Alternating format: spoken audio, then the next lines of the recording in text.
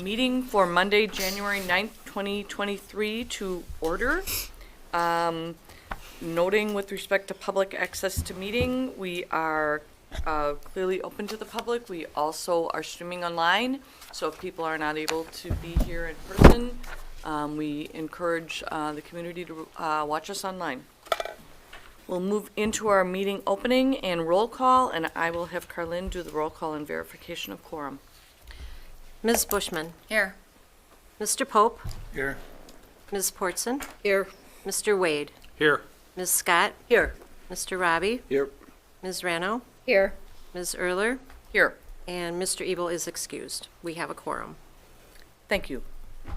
We will stand for the Pledge of Allegiance.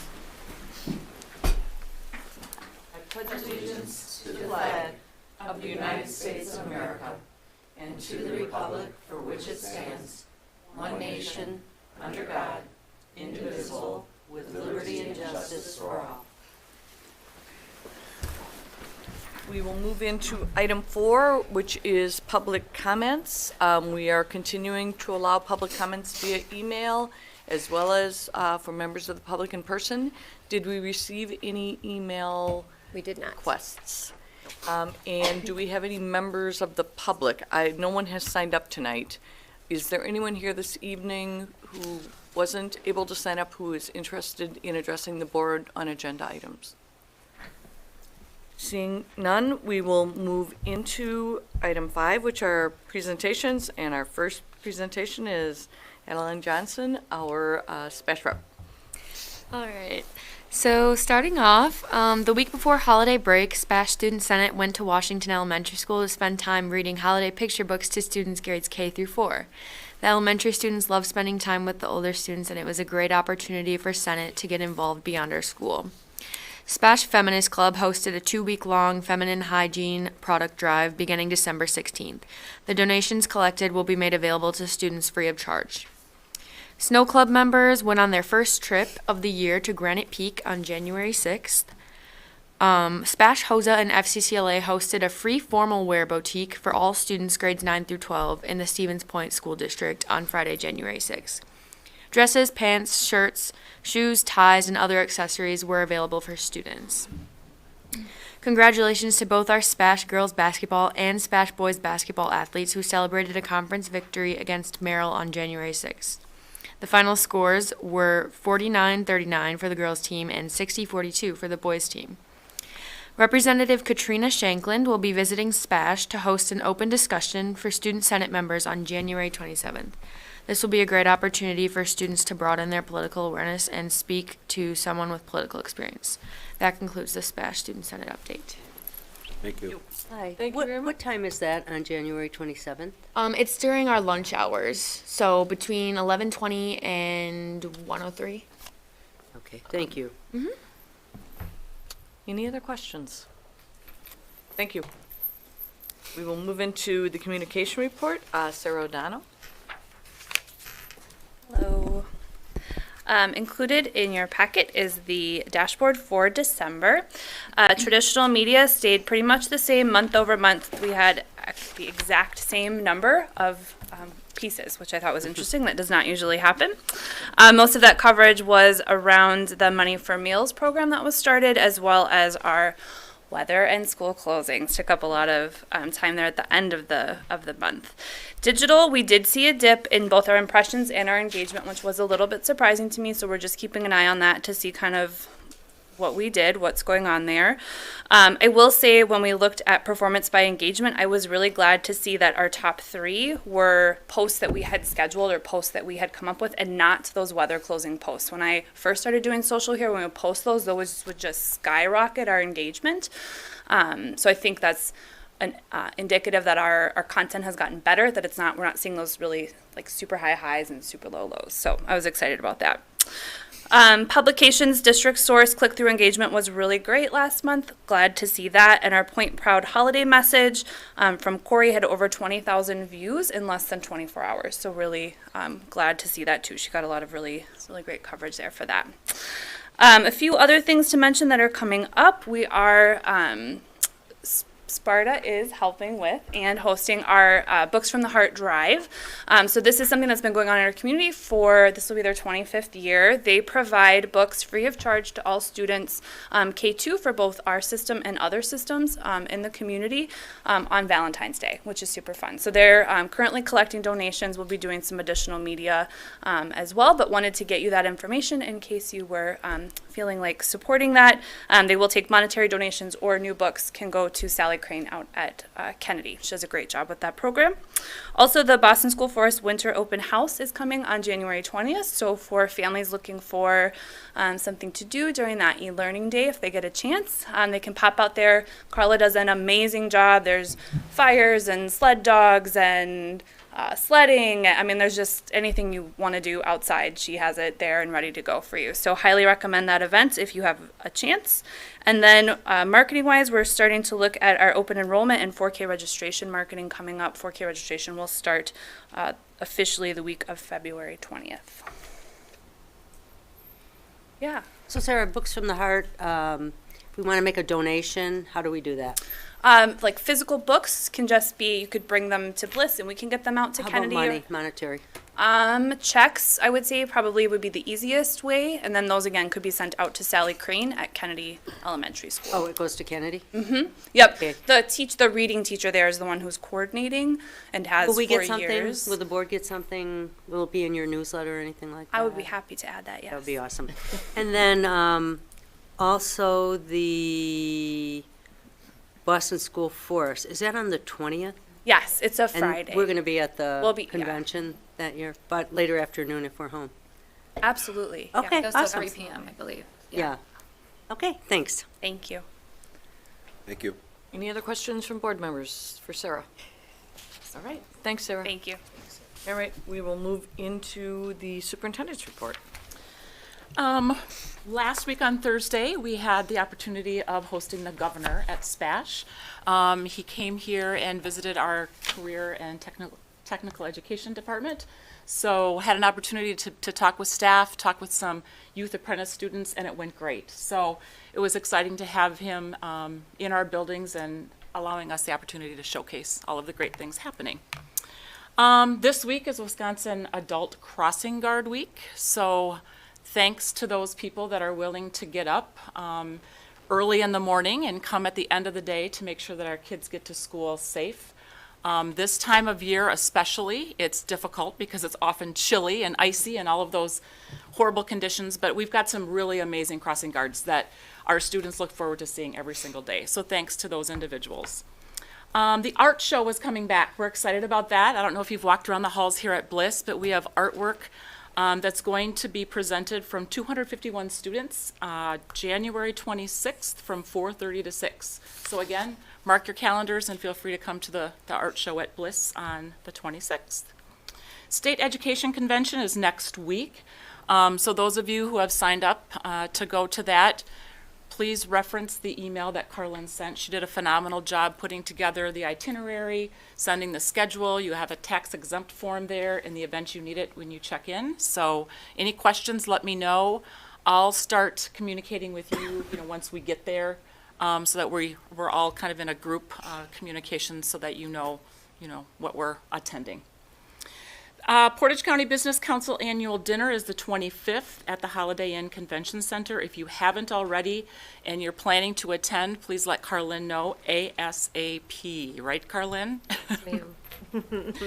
Congratulations to Meg. She's been selected to serve on the Department of Public Instruction's Professional Standards Council. So she is going to assist and advise the state superintendent on licensure, teacher preparation, and just regulations. So we're excited about that. Having a representative on our school board and someone from Point is good for us. So thanks, Meg, for volunteering to do that. I wanted to take a minute to thank Jeff Ebel. Jeff has submitted his non-candidacy paperwork, so he will not be running again for a school board seat. He has given us 9 years of service to the school board. So thank you, Jeff. He's been a rock-solid board member, and we're very appreciative of his time and his service that he's given. Then I wanted to let everyone know that we do have 7 people that have submitted candidacy paperwork.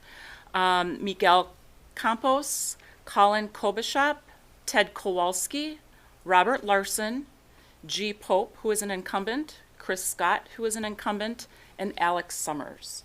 So being that there are 7 individuals and 3 open seats, we will have to have a primary. So that primary will take place on February 21st, and then the election will take place on April 4th. Coffee with Corey. I've been going around to the buildings and just informally meeting with staff, which has been really, really awesome. It's great to be in the buildings. The sessions have gone well. It's great to hear, how staff are feeling about things, concerns that they may have. And it's just been great. I've gotten through about half of our buildings and plan to get through the rest of the buildings in the next few months. So that's been great. And then I just wanted to mention that the SPASH Athletic Hall of Fame is coming back again too. This year we're going to have quite a large group because it did pause during COVID. And that's going to be on April 15th at the Century World Atrium. We will have a table reserved for board members, so if you're planning to attend, please let Carlin know. And that's all I have, unless there's questions. Thank you very much. Yep. Do board members have any questions of Corey? No question, just a comment. I would encourage board members, if you're able to attend that art show here at Bliss, it's absolutely wonderful. I've been at pretty much every one, and just to meet with community members who come in, parents, grandparents, and the kids, and welcome them. I've done a great welcoming. Have you brought an artist here today? And the kids are so excited. So it's such a positive thing, and it's a great thing because people from the community come in and they're amazed at the artwork. You'll be amazed at our art teachers and the artwork. It's just such a positive experience. So if you're able to come even for a while, I encourage you to do so. That's it. Thank you, Chris.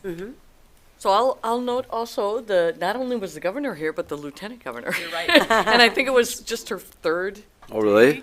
in office. That's right. Along with Katrina Shankland. Yeah. There was this whole schedule planned, and the idea was that the governor would be in the tech ed area, and he wouldn't just be wandering the halls of SPASH. And the governor and lieutenant governor got to SPASH, and it was lunchtime, and the first thing they said was, "Can we go to the cafeteria and meet with the students?" And it was great. I mean, they spent That's quite a cool. bit of time talking at the lunch tables with kids, and then talking with our students throughout the whole tech ed area. And then again, Corey arranged to have at least a dozen or more of our apprentice students let him know kind of where they were working, what their experience was. It was just really, that's just such a great program. Well, and generally when he's been here in the past, there's been like a theme or a topic, and this time it was just wide open. So thankfully Sarah, who did a ton of work, as well as Brigida at SPASH, we thought, why not highlight the great things happening in our tech ed program and those youth apprentice. And then we had some business partners come as well. So we Good. had some people from Yeah. the community there, which Good. was great. Really great. The mayor was there. Yeah. And the media coverage was wonderful. It Thank you, was. Sarah, for sending that information out to us, because I checked each one of them out, and it was very, very exciting. Stevens Point could be very proud.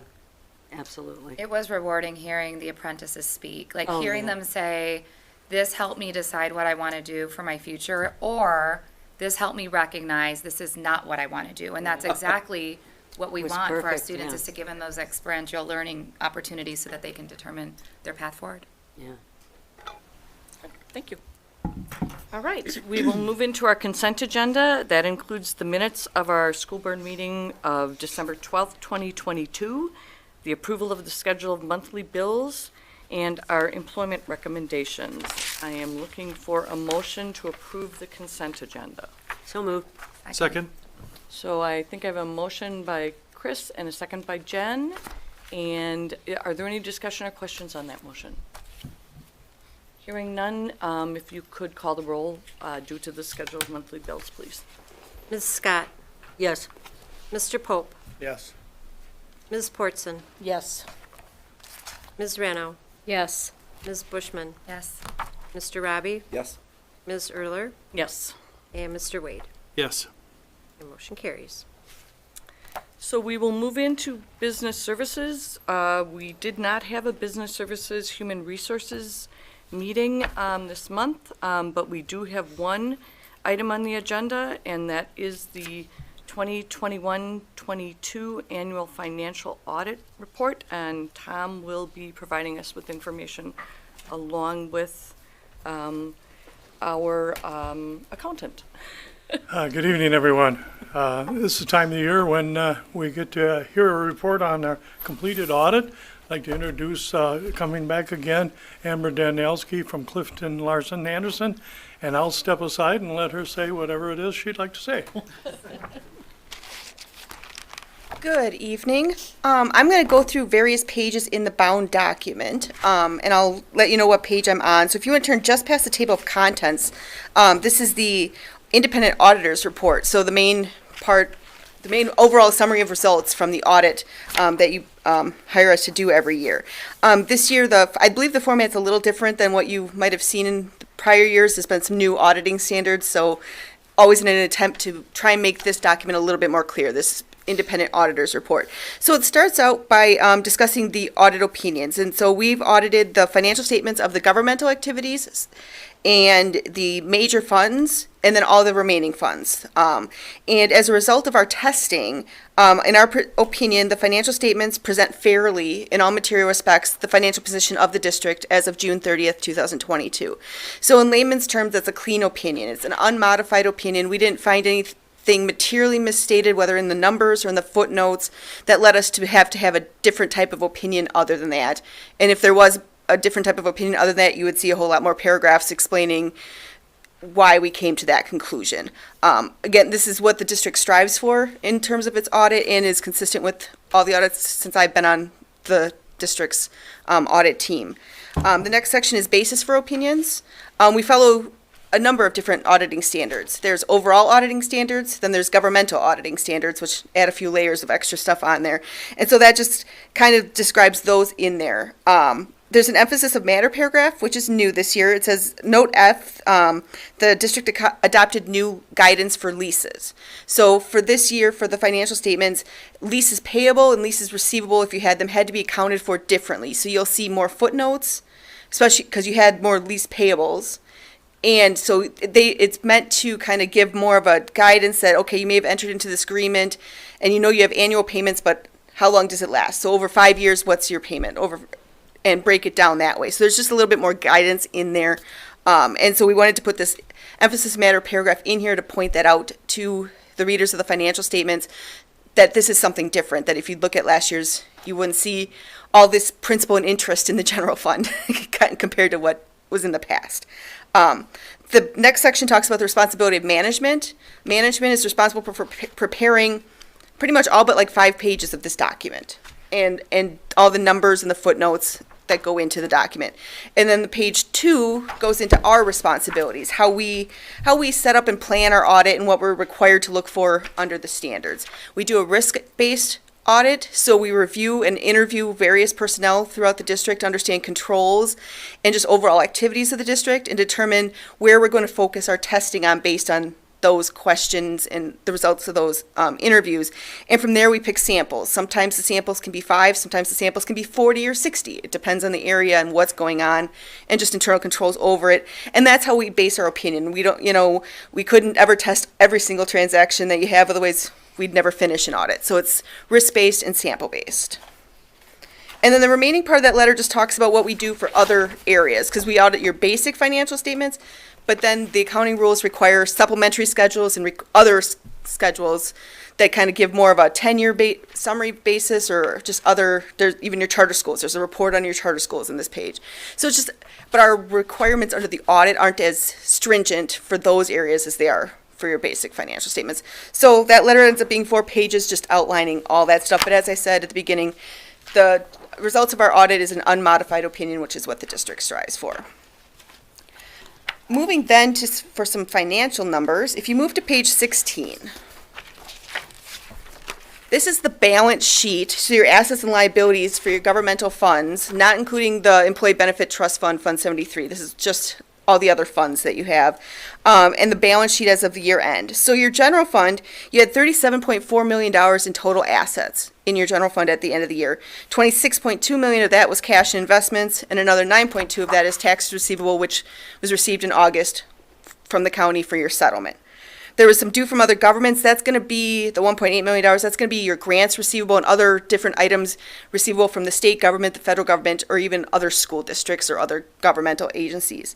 You had total liabilities of $12.1 million. The majority of that is under the accrued and other current liabilities at $9.3 million. This is your accrued summer payroll. So what you're paying out to the teachers in July and August for the prior year, along with related benefits and those type of items.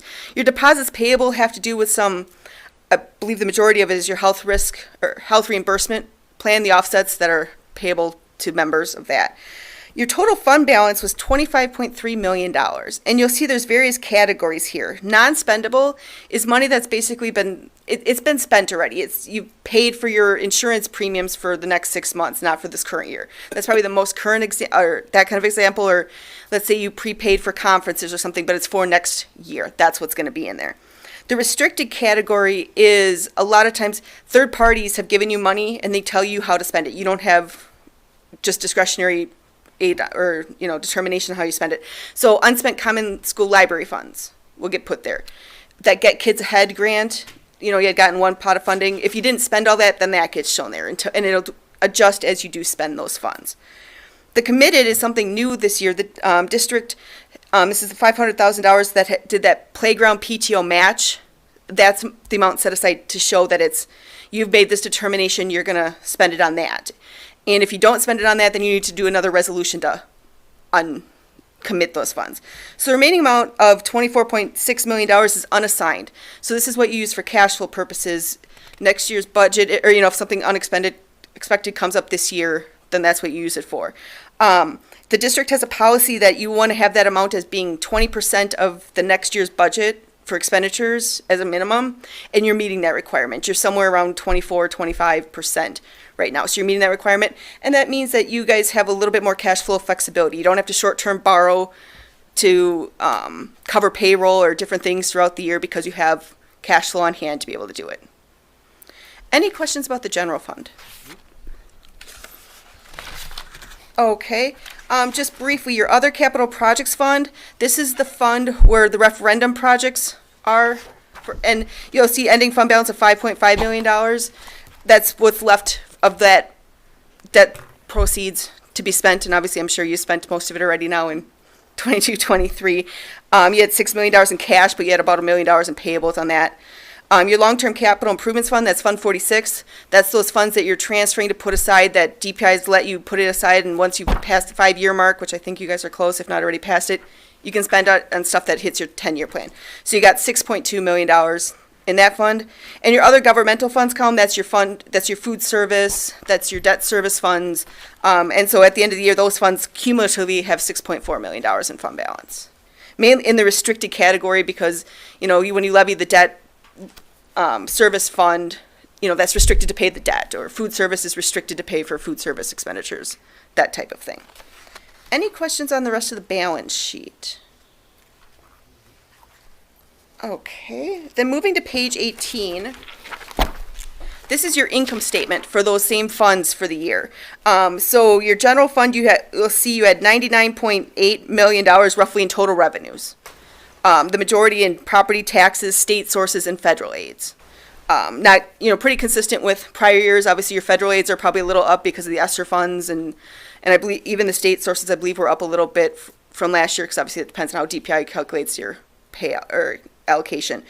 Total expenditures, which does cross into page 19, $100 million. Majority, obviously, in instruction, of $56 million. You will see, like I mentioned before with the leases, you'll see principal payments of $1 million. That's the result of that new accounting rule to have to show it on that line. Otherwise, previously, it was probably in operations of maintenance and plant or other support service. It was probably accounted for up in those lines. Overall, the general fund increased fund balance by $506,000. Started at 24.8 and ended up at $25.3 million. And as you can see, then the other capital projects fund, you spent $16 million, so that's why that fund balance went from 22 million down to 5 million. And there was a transfer into that Fund 46 of 600,000 from the general fund to continue putting those funds aside. And overall, all your funds together, you had $43.4 million in fund balance. Any other questions on that page? Okay, then if you want to move all the way to the back to page 87. This page is a summary of whether or not we had findings, whether on the overall financial statements or for the federal and state grants that we're required to test as part of the single audit. So it starts out with the basic financial statements. It says type of auditor's report issued was unmodified. And then the second part is material weaknesses or significant deficiencies identified, yes or no. And yes, you'll see there's a X by the yes for significant deficiencies. The finding we have is the one we've shown for many years. It's just the financial statement prep finding. As I mentioned before, management is responsible for preparing the financial statements at pretty much everything but like 5 or 6 pages, maybe 10 pages of this document. But for cost benefit purposes, you contract with your auditors to prepare it. You're not unlike any other district in the state. I can count on my hand probably how many districts prepare their own, and even counties and cities don't prepare their own financial statements most of the time just for cost benefit purposes, because you don't want to take somebody's time from your finance department and say take 40 hours now and prepare this instead of doing your day-to-day responsibilities. But what we have to do is, because it's not prepared internally, we have to point it out to you guys and make sure that you understand that part of my presentation here and part of your review of these financials every year is part of that mitigating control and making sure that everything still looks reasonable to what your expectations are, and just understand what's going on for your financial statements. The federal awards section, which is the next section, you'll see that there were no findings for either whether they were material weaknesses or internal significant deficiencies. We tested the ESSER funds and the IDEA flow-through cluster. Those were the 2 federal programs we tested. Based on our testing, we didn't find anything that resulted in a finding. And on the state side, which will be the next page, we also had no findings for the results of our testing of the state programs. And on the state side, we had to test your regular equalization aids, your high-cost transportation aids, and state special ed programs. So as a result of all of our sampling of testing, we did not have any findings in those programs either. And with that, I will open it up for questions. When do you start the audit process? We usually come for 2 days in late June or early July to gain the overall understanding of what's happened for the past year. You know, we'll read minutes, we'll do phone calls and talk to various personnel to understand what's going on. You know, did you take out debt? What's going on overall? And then in about the second week of August, we come on site and do the bulk of the testing. That's when we test the federal programs, the state programs, balance sheet, all the big categories, in order to make sure if any entries are needed, they get provided to the district before you have to file your the one report at the end of August. Then, because of just the way some of the accounting rules and everything else impact this, some information from the state of Wisconsin that's required to be put in this document isn't released until usually the first week of October. So then once we do some analysis on those numbers to make sure they look reasonable and that there's no errors or nothing we have to push back to the state and say, this looks weird, then we update our templates and roll that through, and then it goes through an internal audit process, or not internal audit, but a quality review process with our national team before we send out drafts to Tom and Mike to review and approve. And then after that, then it's timing of the meeting, how the schedules work for you guys or myself. You had mentioned interviews, and some of those I think are to ask fraud-related questions.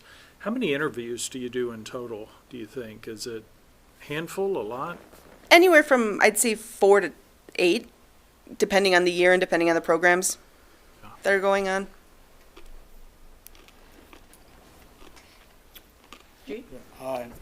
Sorry if I'm asking a question everybody else knows, but would it be fair to say, and I'm looking on page 18 and 19,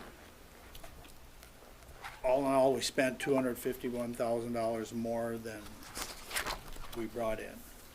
Is that kind of boiled down? This year, I guess I would say if you go to if you're on page 19, are you talking more general fund or overall? If you could characterize the whole budget, Okay. did we spend more than we brought in? You not for the general fund, for the capital projects fund you did because you had borrowed for it over time and you're spending it down. So you basically got the funds years ago, but it takes time to spend it down because the project and the construction companies can't get it all done in 1 year.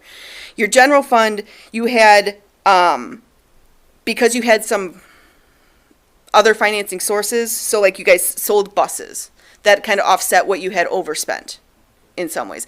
Overall, page,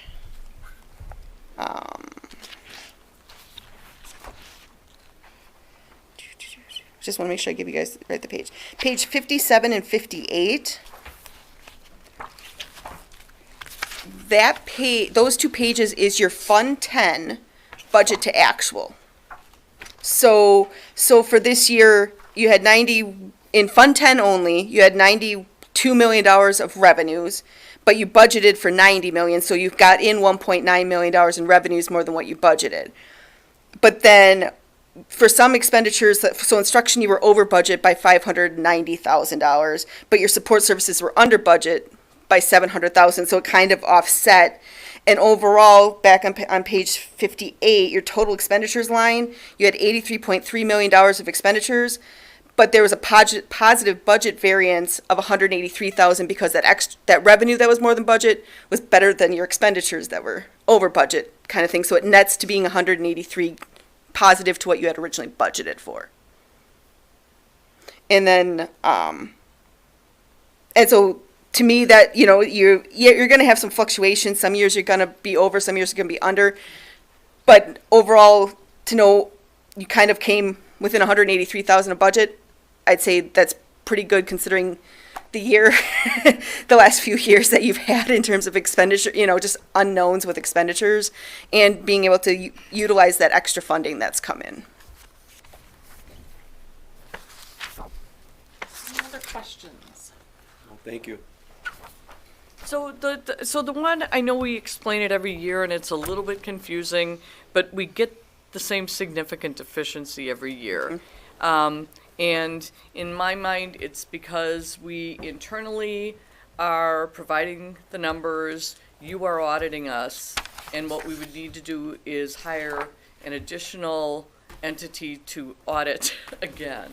It's not necessarily audit again. Okay. It's in entities where maybe there's enough personnel, for lack of a better word, is somebody, your finance director or somebody on staff would actually compile all the footnotes, summarize all the financial numbers, and put that in a document.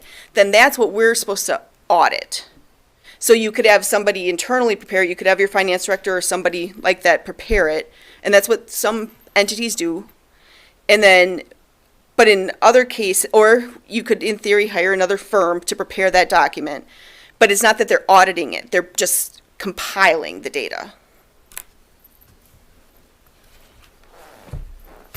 Board members that have any questions about that? Because that is the one significant finding, as it is every year for us. We do, yeah. Tom? I just wanted to say thank you to Amber for her team, her Hydra team that comes in and goes through everything. Does a fine job. She's also a good resource for consulting sometimes if we have a question of what would be appropriate or so that, we're upfront about what we're doing, et cetera, and get some good advice from her. I'd also remind you that we put these annual reports and our management letters on our webpage under the Business Services Department. Several years are posted there. And then next few upcoming days, we'll post this one as well, so it's there for everyone in the community to see. Thank you. Thank you very much. Thanks, Amber. Thank you. Thank you for a very Thank you. clear explanation. We appreciate it. Thank you. You guys have a good night. Thank you very much. All right, we will move into item 9, educational services. We did have a meeting, and I will turn that over to G. Popus, the chair. Okay, we had 4 presentations, all, Oh, time. Thank you. I'm sorry, Good you're right. catch. You're right. We do need a motion to approve the audit. So moved. Second. Okay, so. Good catch, Carlin. Thank you. So motion by Jen and second by Judy. Any discussion or questions on that motion? And thank you again.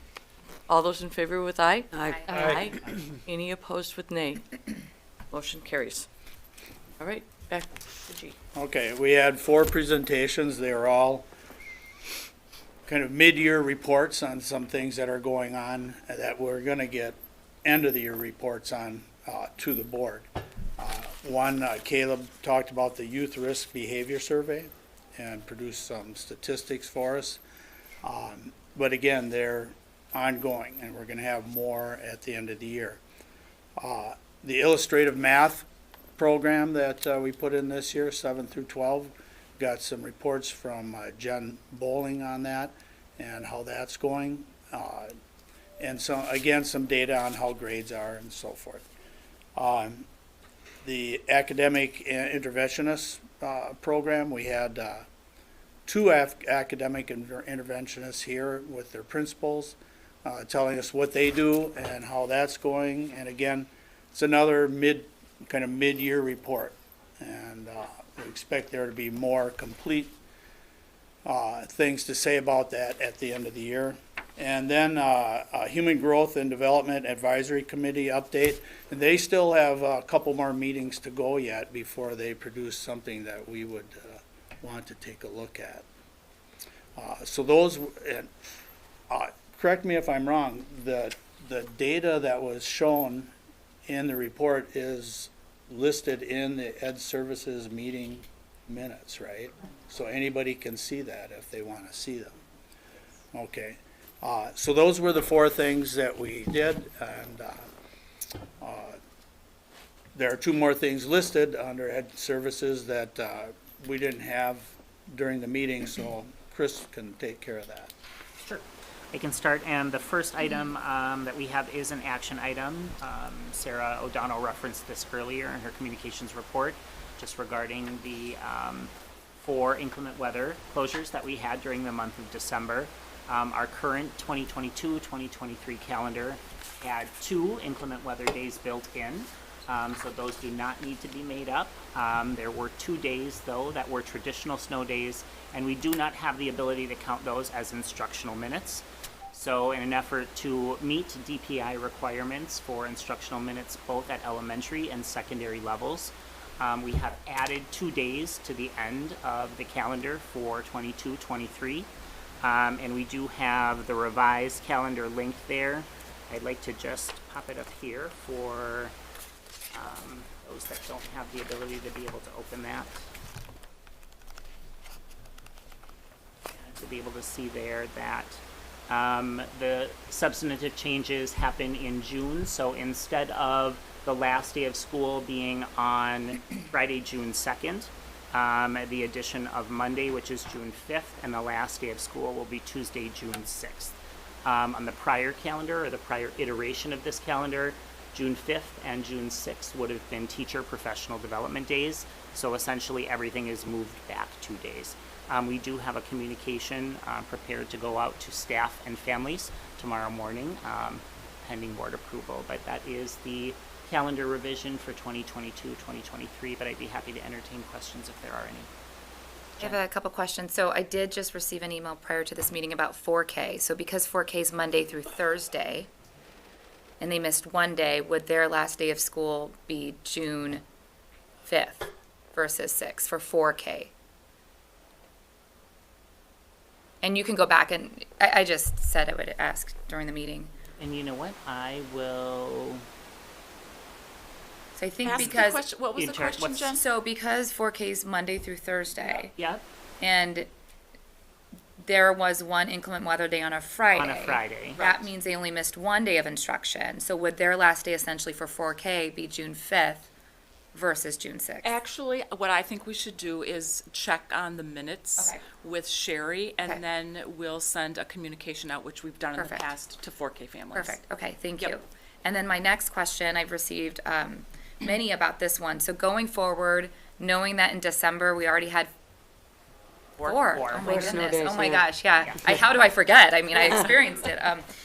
do we plan on e-learning if so able, right? If we have enough time to plan? Okay. So that's the intent. If there are any additional inclement weather days for the remainder of this year, the intent will be that they will be e-learning days, and we're working on setting what those expectations are going to be for staff and for Okay. students. Thank Yep. you.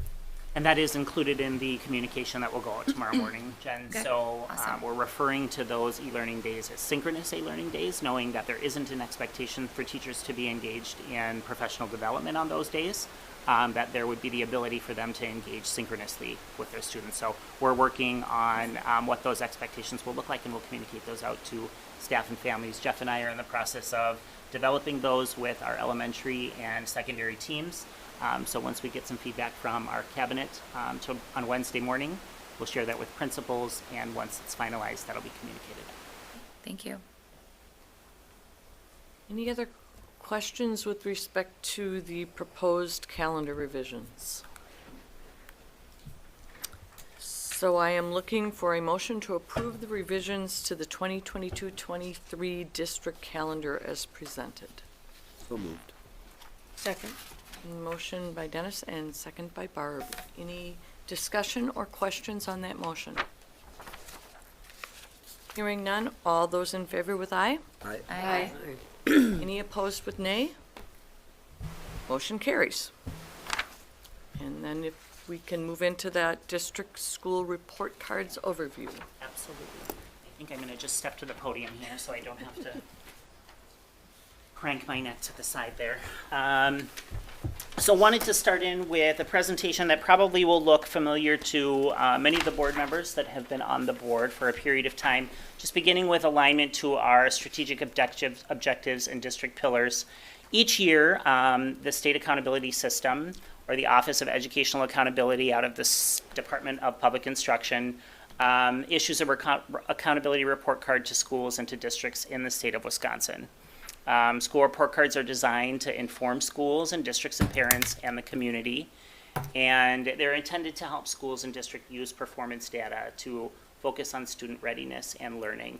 We have really focused on using the data from the state accountability report cards to inform the development of our continuous improvement plans, which are developed by leaders, leadership teams, and faculties in each of our respective buildings. The State Accountability System focuses really on 4 priority areas, and you can see them listed there. The first is student achievement, and this really summarizes how a school's students performed on the state assessment using a points-based proficiency system. So essentially looking at percentages of students that score proficient, that score advanced, that score basic, or score below basic. Another priority area that is identified on the school report card is growth. This area measures year to year a student's progress, and it actually looks at individual student progress and the amount of progress they make based on their performance in the year prior. So students that take the forward exam beginning in grade 3, they look at their growth in grade 4 and grade 5 and grade 6 and so on. Targeted group outcomes is a new component or a new priority area that examines outcomes for students with the lowest test scores. So this looks at the lowest performing 25% of students at each respective building as well as in our district. And it really is designed to promote equity by helping schools focus on learners who need the most support while also improving outcomes for all students. And the last priority area that we look at is on-track or post-secondary readiness. And this indicates how successfully students are progressing toward completing their K-12 education. So this looks at chronic absenteeism. It also looks at achievement levels or achievement performance in grade 3 ELA, and it also takes a snapshot of grade level performance or achievement performance for 8th grade mathematics. And they use those 2 indicators in addition to chronic absenteeism to make a determination about whether or not a school or a district would be categorized as on track for post-secondary readiness. Some additional, sorry, Mike, go ahead. Can you remind us on the state assessment, does every student take that every year? No, every student does not take that every year. So it begins in grade 3. So students in grade 3, 4, 5, so 3 through 8. And, oh gosh, I'm going to test my memory here. 3 ELA and math are tested at virtually every grade level. 4th grade and 8th grade, students also take social studies and science. And 10th. Yeah, 10th grade social studies, okay, yes. So Thank you. no, not every year, yeah. and not every content area. And Chris, the absentee, does that include truancy? Yes, It does. it does. Okay. Yep, and I define that a little more specifically here on this next slide. Okay. So in terms of absenteeism rate, a student is considered chronically absent when their absent attendance rate is less than 84%. Okay. We receive a deduction of points on our overall score or on a building score if more than 13% of students have an attendance rate of 84% or less. So that's how that calculation is done. So just for a little bit of context here, our district-wide attendance rate is at 94%. Okay. So we're nowhere near receiving a deduction for that absenteeism rate at this moment in time. Dropout rate is also calculated for students in grades 7 through 12. And if the dropout rate is 6% or over, you receive a 5-point deduction from the overall building score as well as district score. So that's just important for us to be aware of. Overall accountability scores are categorized in these 5 areas. So schools and districts are categorized as either significantly exceeding expectations, meeting, meeting few, or failing to meet. There also is an alternate accountability system that is developed for schools, specifically that may have fewer than 20 full academic year or FAY students. Also schools without tested grades, so if there were any schools in our district that only serviced or supported students in grades kindergarten, 1st, or 2nd, which we do not have, or schools exclusively serving at-risk students. And we do have 2 of those that Jeff will report on in just a little bit. The alternate accountability also focuses in on providing an alternate overall score. So rather than a numeric score, they receive a score of either needing improvement or making satisfactory progress. So their focus is on raising achievement both in reading and in mathematics and preparing students to be on track or complete requirements for graduation. Schools may use local data or they may use indicators to other indicators to gauge student progress.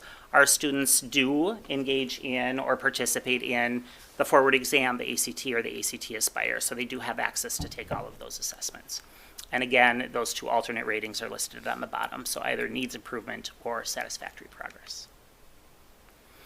Couple of local or specific highlights that I would just like to bring forward. It's part of this presentation. In our district achievement score exceeded the state by 3 points in ELA and 2.5 points in math. That's something that we're very proud of, looking at some historical trends, and the board is aware of what some of those were. Not that you've committed them maybe to long-term memory, but as you know, our ELA performance has lagged slightly behind math, so we're pleased to see that increase there.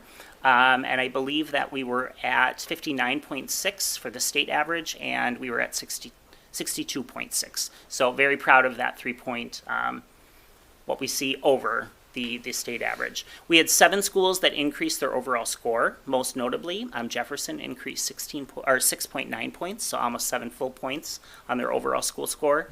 Bannock increased by 6.2 points on their overall score, and Pods increased by a total of 6.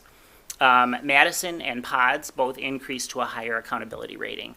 So they were categorized as either meeting expectations for Madison, and they were advanced to exceeding expectations.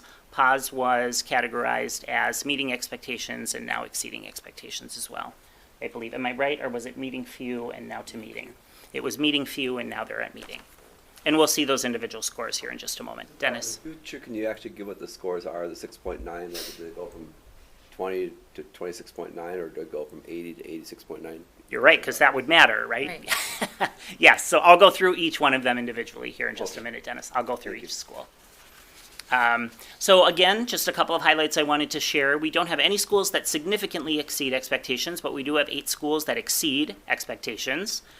We also have 4 schools that meet expectations, and that also is how our overall district is categorized. So that is including all schools, and we have 1 school that is categorized as meeting few expectations. Closing achievement gaps and school growth really has been a focus area within our school's continuous improvement plans and the school report card scores. And the increases that I'll go through for each individual building certainly are a testament to the work that's been done in those particular areas. So our overall district score is 65.5. This is a slight drop from where they performed in 2020, 2021. The score in 2020, 2021 was 66.8, so that's a decrease of 1.3 overall points for the score for the district. Bannock Elementary is currently at 79.6. You heard me highlight this particular elementary school earlier in terms of their increase. They increased from 73.4, which is where they were last year, so certainly an impressive growth for that particular building. Jefferson, also on the list for those that I highlighted earlier, which was an increase from 70.9 in the year prior. Kennedy Elementary at 73.0, and that was an increase from 71.3 the year prior, so some impressive growth there. And most notably, that growth in Kennedy, Jefferson, and Bannock were all in the area of ELA, was where we saw the largest increases.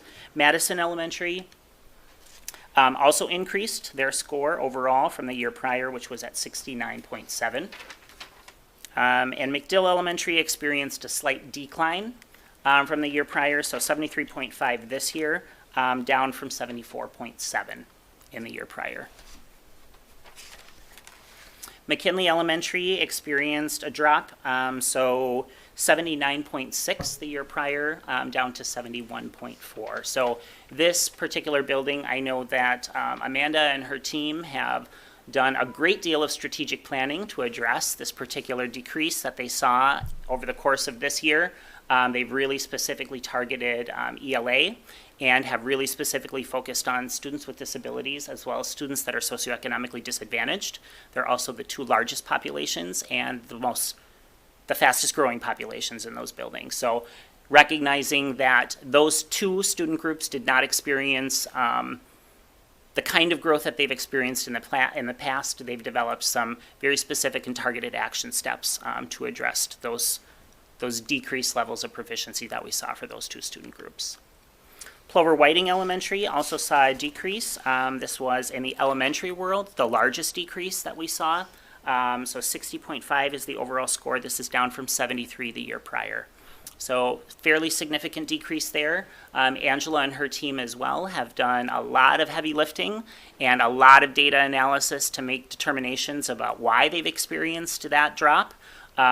This building as well has really identified that there was some specific underperformance, particularly in students with disabilities, as well as students who are identified as multilingual. So those two student groups are a focus in that particular building. There's been some targeted professional development that's happened for staff in that building, as well as just intentional focus of providing additional intervention supports for students identified as in need in that particular building, for students with disabilities and students that are multilingual. Roosevelt Elementary also experienced a slight decrease, so 70.1 is the performance for this year, and that's down from 73.8 the year prior. And Washington Elementary experienced an increase, so sitting at 76.4 is an overall score for the building, and that is up from 73.0 the year prior. So a lot to celebrate there as well. And Jeff is going to cover secondary and give you a break from my voice. All right, so we started with Ben Franklin Junior High. So what we see here is we saw a slight decrease. Last year, Ben Franklin's score was 70. This year, as you see, it is 66.6. One of the things we've been doing a lot, and Chris mentioned it, with both our elementary and secondary groups, we're really focusing really hard on our continuous improvement planning in all of the buildings. Specifically at the secondary level, all levels are working collaboratively around ELA. Our two junior highs in particular are focusing on standard one, which is going to be key ideas and details. Another area at Ben Franklin they've been working on has been to improve attendance. we are really excited because they actually, we compared attendance from Q1 of last year to Q1 of this year, and they saw a substantial increase in attendance rate. They've been doing a lot of great work on creating attendance plans for students, so that's been really successful. PJ Jacobs also saw a small decrease. They were at 71.3 and are now at 67.8. As I mentioned before, the two junior highs are working together on their ELA work. In addition, both of the schools are also doing work around a culture goal. Both schools are surveying students and working with their advisory teachers to make sure that all students have a trusted adult in the building, someone that they can connect with, a classroom teacher, to make sure they have connections in their building. Pods, as Chris mentioned earlier, they had some pretty substantial growth. Last year they were at 58.1. This year they're at 64.1. They're really focusing in on their work around their culture in their building. That's been an area of success for them. But now we're also tying into that data discussions. So we're looking at and talking about their FastBridge data for ELA, their FastBridge data for math, and really identifying how they can use that to coordinate the learning experiences students are having in the building. As Chris mentioned, CFC is one of our schools that got an alternative rating, and they got satisfactory progress for Charles Fernandez. Did your computer die?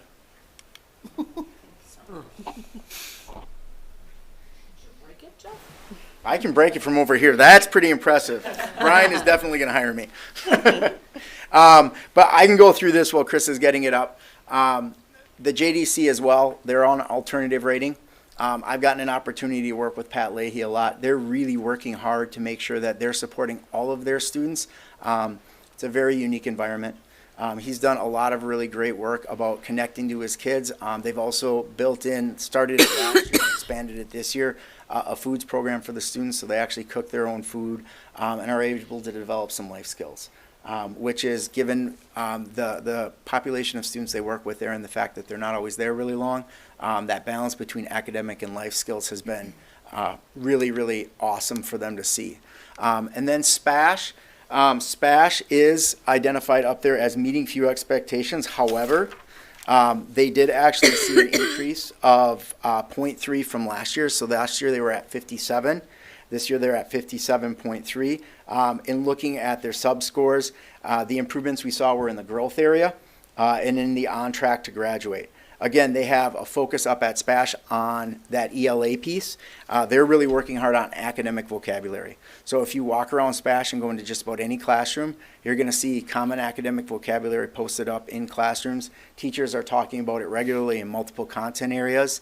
In advisory, they did a survey with students to see where their success and understanding of that academic vocabulary was, because those are the words kids see on all parts of the ACT Aspire. So we're really trying to foundationally ground the students in that piece. So that's one of the major pieces of work SPASH is doing this year. They're also continuing their work around PLCs. So bringing teachers together to talk about their formative data and supporting students and making sure that they're responding to need. We've been doing a lot of work with math this year on that. They've made some adjustments. They talked about it at Ed Services and scheduling to make sure students can find and get support from their teachers all hours of the day to ensure they can get the success that they need to have. And then, go ahead. And maybe you talk about later on, but the meeting few expectations at 57.3 is that if we looked at a continuum of the last 5 years, have we been sitting around that area, or is it trending up, trending down? And the second part of the question is that if I looked at like schools our size, is that maybe everybody is having difficulty meeting expectations for this particular grade level, or is that an anomaly when we look at comparables? So I'll answer each question. So the first question is, we've seen a downward trend for quite a while at SPASH. It's been moving downward. This is a nice upward tick that we've seen, but we've seen a downward trend. And the way that they're measuring students at the high school level has changed. That's why I'm wondering if we go to 10 other districts our size, is this going to be pretty common, or we're going to find some are meeting expectations and we're not, which would be a greater concern, of course. And I don't have that data in front of me, Mr. Robbie, but I can pull that together. We've looked at a couple other ones, and I've talked to Mr. Vollendorf. The principals meet regularly for the region. A lot of the principals are struggling with the downward trend that they've been working on, but I will follow up with that to get specific data. And that's happening in other districts too, since they added That's that what I was new wondering. value add. Yeah, scores have gone down. What did they add? What's different? with it? It's the growth piece, how they're measuring growth, Okay. and it's a value added component. There's so much behind the scenes, how those calculations are determined. But I think it was the year prior to COVID is when I have to go back and look, that new evaluation system went into place for high schools. I know it was a few years ago, because I remember when they changed But it. I'd be I remember Craig talking about that. I'd be curious, prior to that value add, I think we were still trending downward, right? Meaning that piece, that data point might be a small piece as It might why we're contribute. what we're experiencing now. And just my last question then, I heard, Chris, you indicated that the elementary people, whether they're trending up, trending down, or staying the same, that they're reporting in terms of, to you and working with them in terms of, these are what we identify, these are the prescriptions we have to address it, and I'm guessing that throughout the year, you'll be sitting down with them and saying, how is it going, and at the end of the year, we'll test and see if it made any difference. Is the same thing happening at the high school level, that you're meeting with the principals and they're saying, in this area, the teachers have met, and these are the prescriptions that we're doing, blah, blah, blah, blah? Yep. So one of the things we're working on right now, we're going to have our MOI data for Fastbridge. So all of the schools are in their mid-year right now, taking that. So as that data starts coming in, I was just meeting with both junior high principals and their reading specialists and identifying how we're going to take PD to staff, look at that data we're seeing, identify and making sure the supports we've put in for targeted groups of students are supporting them in the way we need, and if we need to make some adjustments, we're making it mid-year. Good, sounds good, thank you very much. Is that usual, that the high schools score a little bit lower than the elementary schools in most districts? Yeah, I mean, I can speak to my experience out in Colorado, G, and what we would see out there is yes, because you've got your student populations of those some of those groups that we have that typically do not score as well. Those populations continue to get larger and larger as you start putting those groups of students together. So what you tend to see is your elementary schools are performing here, and then you start to see a little slide in elementary, and then a slide again in secondary, because those groups get larger. So you're reporting more of those students into that. Go ahead, Jen, and then Barb. Just two questions. I was going to talk about the downward trend, so thanks for sharing that. There are a few schools that you mentioned, Chris, that increased significantly. I mean, close to 7 points, 6 to 7 points. Are we trying to learn from their best practices and what they're doing so that we can replicate it across the other buildings? Absolutely. So the continuous improvement process really is intended to be very collaborative. So Dennis, you asked the question earlier about what does the follow-up look like? So principals engaged in a very comprehensive, like longitudinal analysis of data trends over a period of 8 years, in some cases 10 years, to identify student groups that specifically have historically underperformed. So when principals come together, not only are they meeting with me a minimum of 3 times a year, but also as part of their evaluation, I meet with them much more consistently. When we're together on a monthly basis as a team of elementary principals, the purpose of those meetings really is to learn from each other. So to really look at those practices that have had a positive impact and a profoundly positive impact in some instances at some buildings, to talk about what we can replicate across sites, or to take certain practices that maybe have been institutionalized at some buildings but are just being maybe initiated at other buildings, and what we can do to formalize them to a greater degree. So absolutely. Okay. We're not losing sight of the fact that these populations aren't all the same. Right. Right. I mean, absolutely. right. But we can still try to leverage best practices Right. to see if it'll increase at all. Sure. Conversely, my second question is, like I look at Plover Whiting at meets expectations, are they getting additional supports given the significant drop in score there, or what are we doing to help support them? So in terms of additional supports, primarily they've identified the work around students with disabilities as well as students that identify as multilingual. So those two departments specifically are very involved in the continuous improvement process. So in terms of the additional support, it comes primarily from Angela at the building level, as well as reading specialists and resources that they have within the building. So accessing those experts that exist and that live in that building every day, and become much more intentional about how we involve them in the day-to-day instructional practices for those groups of students in particular. Okay, thanks. I can speak to SPASH. I went on the DPI website. So in 2016-17, their score was 66. 17-18, it was 68.8. In 18-19, it was 68.9. And then they implemented the new accountability measure for 2021, and that's when it was 57. All right, thank you. Yep. Yeah. That's And now only it's slight germane to high schools? Pardon, just to high schools. So Barb, you had a question? Does it make any difference, the makeup of the school, like we only have 10 to 12 out there? That's a really good question. We had the same question and contacted the DPI. It does not impact it at all. Because our ninth graders, though they're housed in our junior high schools, that Sure. data for ninth grade is actually counted in with our high schools. Counted in. Oh, it is? Yes. Mhm. So it's not like we're being compared to a different peer group. Right. Because we only have 10 through 12 in our senior high. Okay. Yeah, we're still being compared to 9-12 buildings. Great question, Good though, Barb. question, though, Barb. So, Chris, how, and Jeff, how much do you, before this report comes out, how much do you know beforehand at these schools? At some point, you know, you look at this and you're like, wow. But I'm assuming that at the beginning of the year, there are things going on where you're aware there are struggles going on in the, how often are you aware of that? And when are you aware? Those two schools, specifically Plover Whiting and McKinley.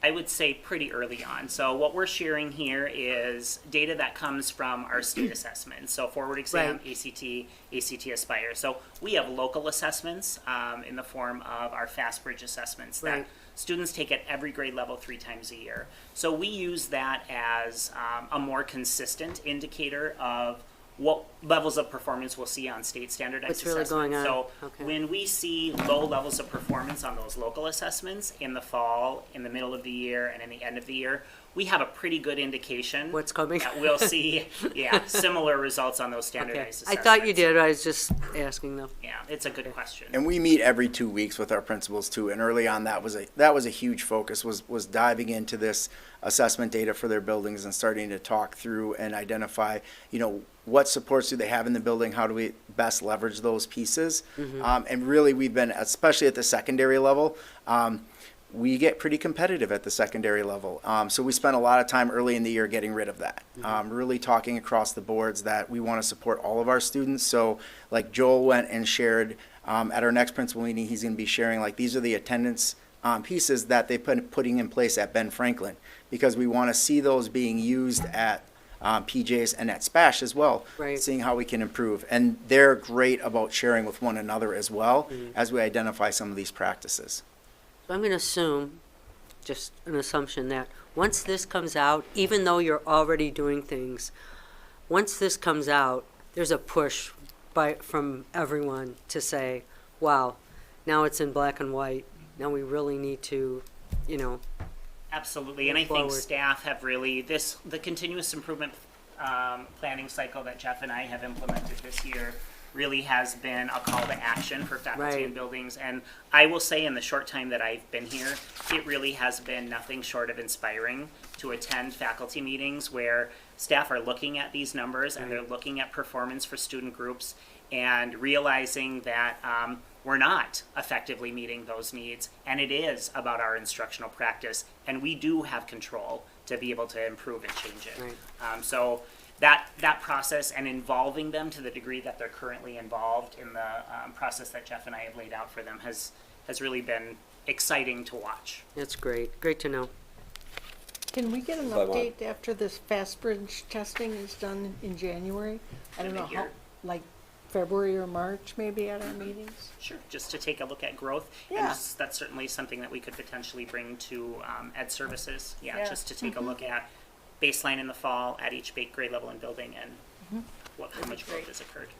Dennis, sorry. First, I want to apologize, Jen. I didn't know you weren't finished with your question. Oh, no, No, it's that's okay. okay. I just want to make sure. it's clear. But to get back to my point, sometimes when you look at the elementary scores, and that's something I'm a little more aware of.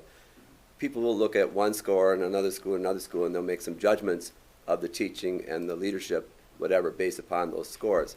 And the issue is that sometimes that school that might be underscoring may be overperforming given the people, the scholars that they have in their building and the needs of those scholars. So I'm just cautioning us not to, and I'm not saying anyone's doing that for the public perception when they look at those scores, not to make the determination that, well, those teachers are really doing a great job compared to these teachers, because those teachers may be doing an incredible job to get those scholars where they are, compared to another group where they come in much more prepared and much more background, much more support at home, and it's not, in some cases, not as difficult to have them score at a certain range. So I just want to put that out there so that I don't want teachers to feel that anybody on our that the board in general would look at that and say, oh my gosh, what's going on. Demographics are so varied in all of our buildings. That, and when you look year to year, we have to remember they're not the same students that are being tested.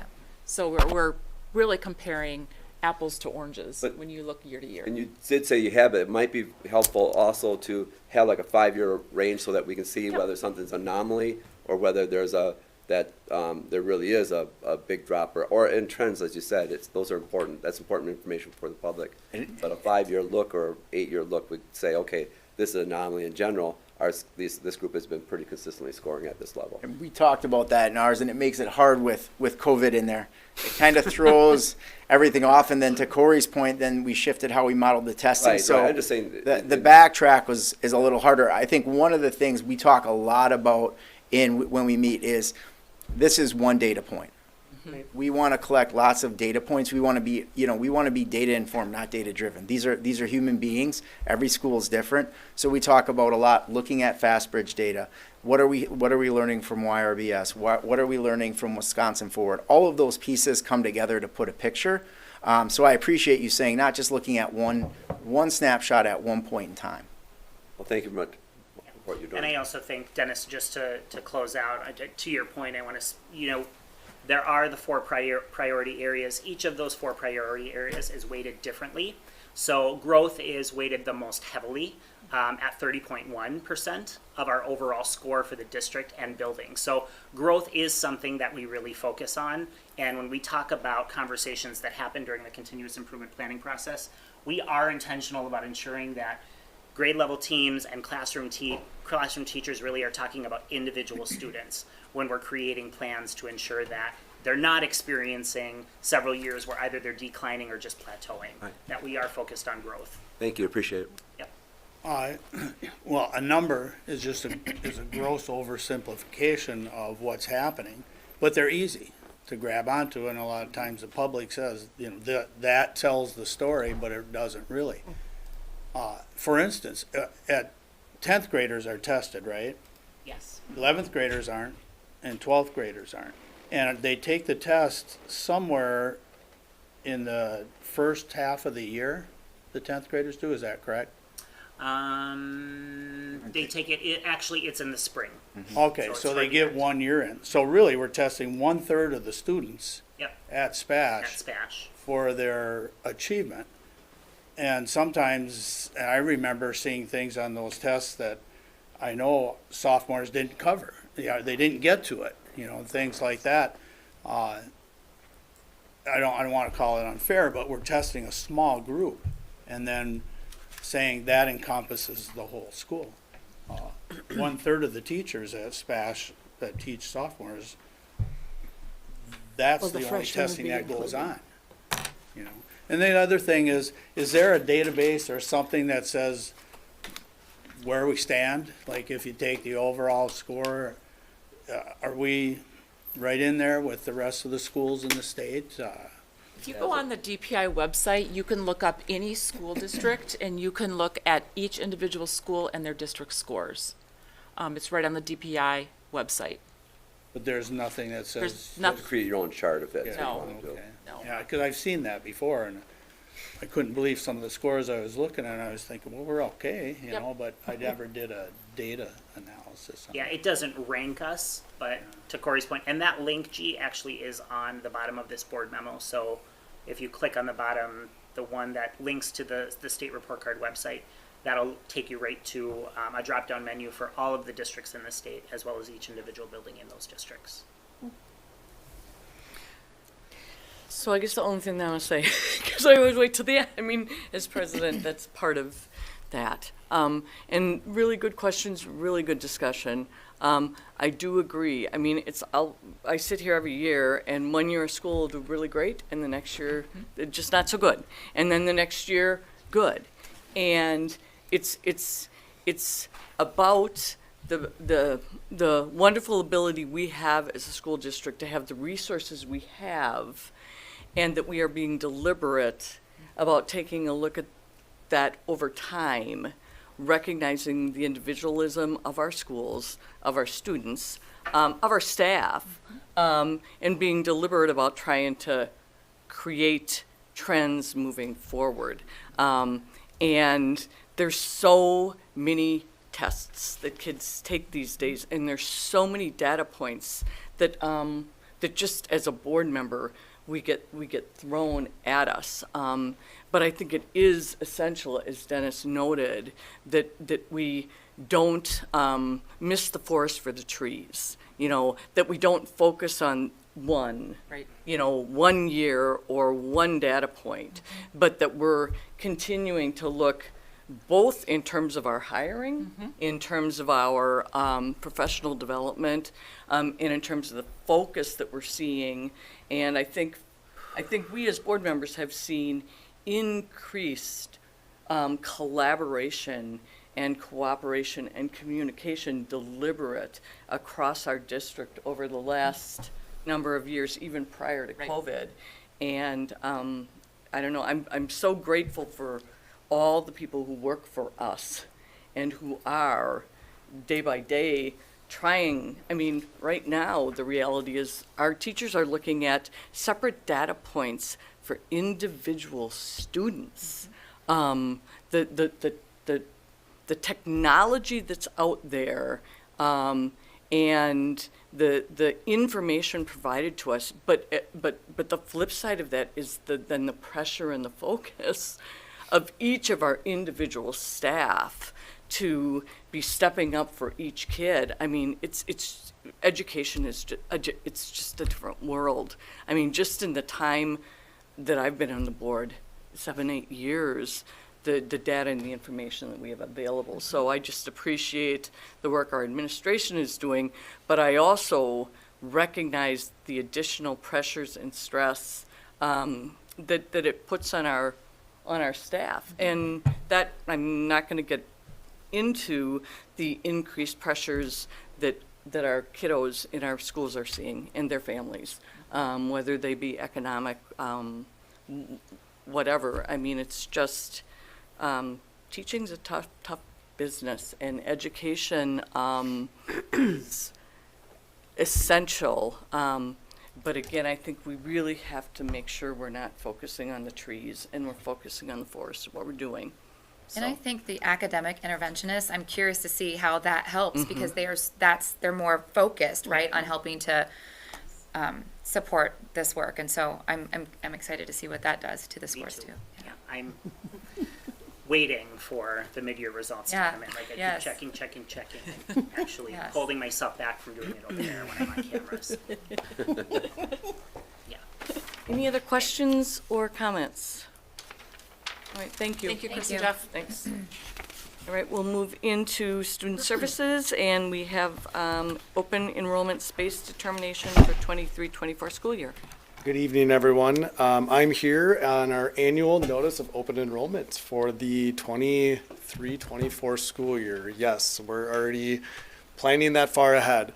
The policy in front of you is a determination that we go through every year. We try to look at our current enrollment based off of seats, but then for both regular education and special education. And so regular education seats are kind of dictated by our guidelines and our class sizes. Special education is a little bit different. Special education, we really do look at our current caseloads. We look at not only the caseloads, which means how many individual students all of our special ed teachers in our buildings have, but we also look at workload, meaning that we look at the caseload factor, how intense students can be. And we really try to effectively balance that space out. And as you can imagine, we also have, I want to preserve our staff. And so special education, there's a shortage. I can happily say we're down to one special education teacher yet to fill this school year. So when we look at caseload factors for the following year, we also have to keep that in mind as well. We also look at per grade level, we look at schools, we look at transitions up, and so the data points that come through our office is quite intense, and there's really no clear DPI guidance to it, so it's a multi-factor when we do that. So what we're presenting tonight is based off of information that we have currently, also on the response to the community as well, because we go from birth to 3, that transition up all the way through our 21-year-old students. And so tonight what we're presenting is a motion or a request to approve unlimited general education seats, 4K and unlimited general education seats for K through 12 for the 23-24 school year. Then, from a special ed standpoint, we are looking to approve 5 multi-categorical, all disability areas for early childhood special education. This is a difference from last year, because last year we were closed in that space, but what we found is that due to childcare, we actually had a lot of families move in, and the option was either to revoke consent for special ed or not come to a childcare center here in the community. That just didn't feel right. So we do have enough space within that environment to open up to 5, and that's in all category areas. We average 3 to 4 a year, so we don't hit that max, generally speaking, but this just allows families, if they're translated into Stevens Point, that opportunity. When you look at the rest, K6 and 7-12, we're actually closed. That is to keep our staff, retain our staff, to look within our buildings. You can see some of those numbers. Our numbers are increasing, which is a great thing for us. But we also want to make sure that our caseloads and our staff and our schools are taken care of. PODS and Project Search, which are 2 specialty programs, the reason why those are open is that there's an actual application process that students have to go through to get into those. And so we have 1 open for PODS. And right now, the challenge with that is that we have more students within our district that would like to go to PODS that are identified with a disability than what we have room for. And so we actually have a waiting list for students like there. But we do open it up for 1 student outside the district to come in with a disability, but they would also go on wherever that first come, first serve space. Project Search is the same thing. We have a total of 12 seats available there, but we also are one of the very few schools in the area that have a Project Search site, host site. And so we want to open up to other districts around our local area that allow students in that 18 to 21 range to be able to attend that. So we do have 3 seats available, but that is, again, in application process. Do we prioritize in district first? So you said a waiting list. So So let's say, someone out of district is number 4, but then we got a 5 and 6 that's in district. It's with PODS, it's a first, we have to do a first come, first serve. I really, in fairness for that, we have to, where they fall. But right now, if somebody would apply for the following school year, I think we're at 12 or 13. So, I mean, that's just kind of where we're at. And that's because of the staffing. I mean, PODS is very specific to that in that space. In Project Search, we have 12 because of also the job coaching that goes on. So it's not just the instructor, but we also have ODC that comes in and helps job coach at Project Search. And so 12 is a max of our classroom environment and the job placements and the different sites that they go to. So I don't feel comfortable not servicing the students within our district first.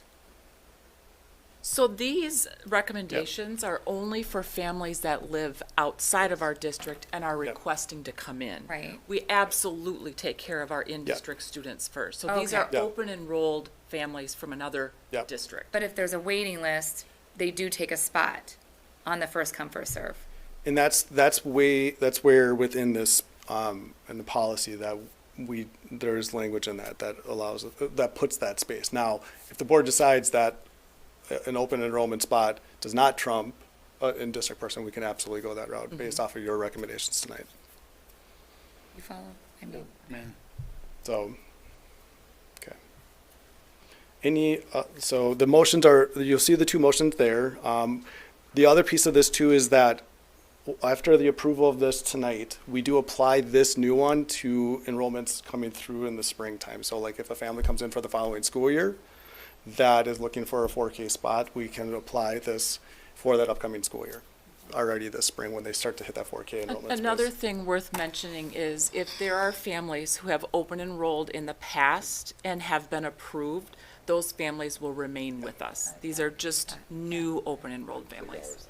Yep. And if a student happens to be evaluated within the middle of the school year, we go through that evaluation process, the student stays for the remainder of the school year, and then we assess that situation at the end of the school year. So we don't, so families, if they go through that special education process, we don't all of a sudden say, oop, you've got a disability, now you have to make a choice, stay or don't. They stay within our buildings, and then we make that space determination the following school year. Just a clarification, because I think we're asking the question whether or not we feel it's appropriate for a out-of-district person to trump a in-district person because of the waiting list. Yep. Is there a reason why you feel that it might be best to keep it the way you're recommending? The reason why we would do that is that in the event that, let's say today I have 6 students that are on the waiting list, somebody from the open enrollment space comes in at 7. Now let's say I have 8 open spaces. I'm not seeing that being the case. In the fairness of the application process, they'll be looked at from the application process from a regular ed standpoint in that order. So from that application process, the principal of pods will look at those on how they come in. And then they'll ask from an open enrollment standpoint. Now, I am more than happy to support our local students first, bring that student on the bottom in the case of a student with a disability in that space. I'm okay with that. Downside to that, because it seems like, okay, these are local taxpayers, it's our school district, these are our scholars internally, so why wouldn't we do that? Is there a reason why we shouldn't? It's really the application process that pods goes through on that space. So it's really how the regular ed, because these students are regular ed first, so they come in and they have a regular ed process, and so he views those applications on the way that they come in, and then we apply our open enrollment policy in the event that a student has a disability at pods. Corey, did you have a thought on that? No, my only thought, Dennis, would be, when do you end that? There has to be an end date, because year long there are regular students as well as open enrolled students that would be coming in and out. Yeah. So I don't know how we would put a timeline on that. That's my only concern. And I guess the only, and I don't know, this could be totally irrelevant, but there's also an equity component. Because there is the reality that some families are much more able to move in, So a family with resources could choose to move in, where a family that is somewhere close within our district, but with the inability of resources, but has been on a waiting list for a while, might not. I don't know. That's the only, I guess that's my only thought. I mean, because the bottom line is it's a waiting list. Right. And so the reality in the world is there is some reality of economic resources in terms of flexibility. But when we look at it from an equity perspective and we look at the populations in our district, we recognize that it continues to grow with students with disabilities, the lower socioeconomic. So we have that already. And so I feel like the onus is on us to support who we should primarily support. Obviously, we want to support all. Correct. That's just what I feel we should do. Okay. And I'm comfortable with that determination for pods specifically, so. And we can try it for a year, see how it works, and if it doesn't work for some reason, we can reconsider in the future. I'm just looking at it from a bit of a distance, obviously, and to me, it's like, yeah, of course we would serve our own, but I'd like to try it for a year, and then if you or staff say, hey, we're missing the boat on some things, or some people got hurt, and then I think we want to talk about that. Well, and you have to remember too, with students with disabilities that apply to pods, there are very specific categories and supports that we have available at pods. So there is actually, we do actually go through the process, even with our internal students with disabilities, to pods because of the way that they are supported out there. And so there are some students with disabilities here in our districts that have applied, and that it's just not a good fit. Right. And so keep that in mind too, that we also have to look at it from that standpoint. So even from an open enrollment standpoint, with pods specifically, we would look at not just the IEP, but also the services that are in there. and we would make a determination whether that is the best and the most appropriate placement for that student, and then allow the parent to decide, okay, pods is not the best option due to the way we service the student is specific to the application of a charter school, because that's the unique piece of pods. It's a charter school, so it's kind of got its own variances to that. Whereas if they came into our local district and we had open spaces, we would find the building in which that can service that student based off of numbers. That's how that's determined that way. So pod specifically has a unique application process and service provider because of the charter that it is. So not all students that apply are able to go based off of their Not needs. to match. So I think that if the there's administration is comfortable, and I'm only speaking Yep. for myself, and Jen seems to shake her head too, so I think that we would like to see that. However, we also want feedback because it may trigger something that isn't, that That we're not sets seeing. things up Okay. right. Absolutely. So, okay. Any other questions or discussion? Let me ask a question right quick, and you may have said this, Caleb, but the second category, the numbers you have in there, is that consistent with years previous? The only one that we changed was our early childhood programming. We actually opened back up to 5 seats. Gotcha. So the last 2 years, we've, for lack of a better way of saying it, we've closed the doors to the outside districts. This year, based off of a response that we've seen from our early childhood program and the families and community that we serve, we really wanted to be able to open up some spots for families coming in with childcare needs. We're seeing that uptick in support that way. So if you ever decrease the numbers from one year to the next, possibly you could tell a child they could not go to school here? No, once they're in, they're in.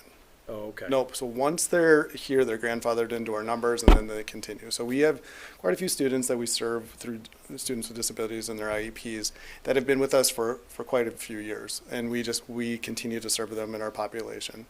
Yeah, okay. Thank you very much. Yeah. Other questions? I guess the only question I would have is, if something should happen where you would decide it was more appropriate to have a student who was not from our district take priority, how would you handle that if we say, no, you've got to take, Are you referring to like a PODS or a project search? yeah, It really comes down to the needs of that student. And so when you look at their individual IEP needs and the services that are rendered or what they're requesting, if in fact the student that's opening enrolling to us, their needs are greater than what we're able to provide at POD specifically, versus a student who let me rephrase this. If a student within our district is applying that has a greater needs that can be met within their neighborhood school, and a student that is coming in from an open enrolled spot that has less needs and can be serviced there, that would be one of those cases where as long as there's nobody else on our current waiting list that could fit that space, then we would consider that. Does that make sense? other student, okay. We would go Right. through the list Best fit. of Right, the anybody best within fit, our yeah, that's district, making sure that their needs can be met there. In the event that the list does not render that conversation, okay. then the student for open enrollment would be allowed into that space. But it would be all based off of whether we can service that student appropriately at PODS or not. Thanks. Any other questions or comments? Okay, so first I'll be looking for a motion to approve unlimited general education 4K seats and unlimited general education non-resident seats available under open enrollment for the 2023-2024 school year. So move. Second. So motion by Mike and second by Chris. Any discussion or questions on that motion? Just to make sure I'm tracking, this one has nothing to do with pods or project search? No, Correct. this All right. this is general. Got it. This is general ed. Okay, any other discussion on that motion? Hearing none, all those in favor with aye? Aye. Aye. Any opposed with nay? So the second motion would be to approve 5 multi-categorical all disability areas for early childhood programming, 0 multi-categorical all disability areas for grades K through 6 in person, 0 multi-categorical all disability areas for grades 7 to 12, Ben's PJ Spash CFC in person, 1 multi-categorical all disability areas for pods, and 3 multi-categorical all disability areas for project search available for the 2023-2024 school year. And so that is the motion that we've got, but if a board member would like to add to that motion that in resident will take precedent, then add that to that motion.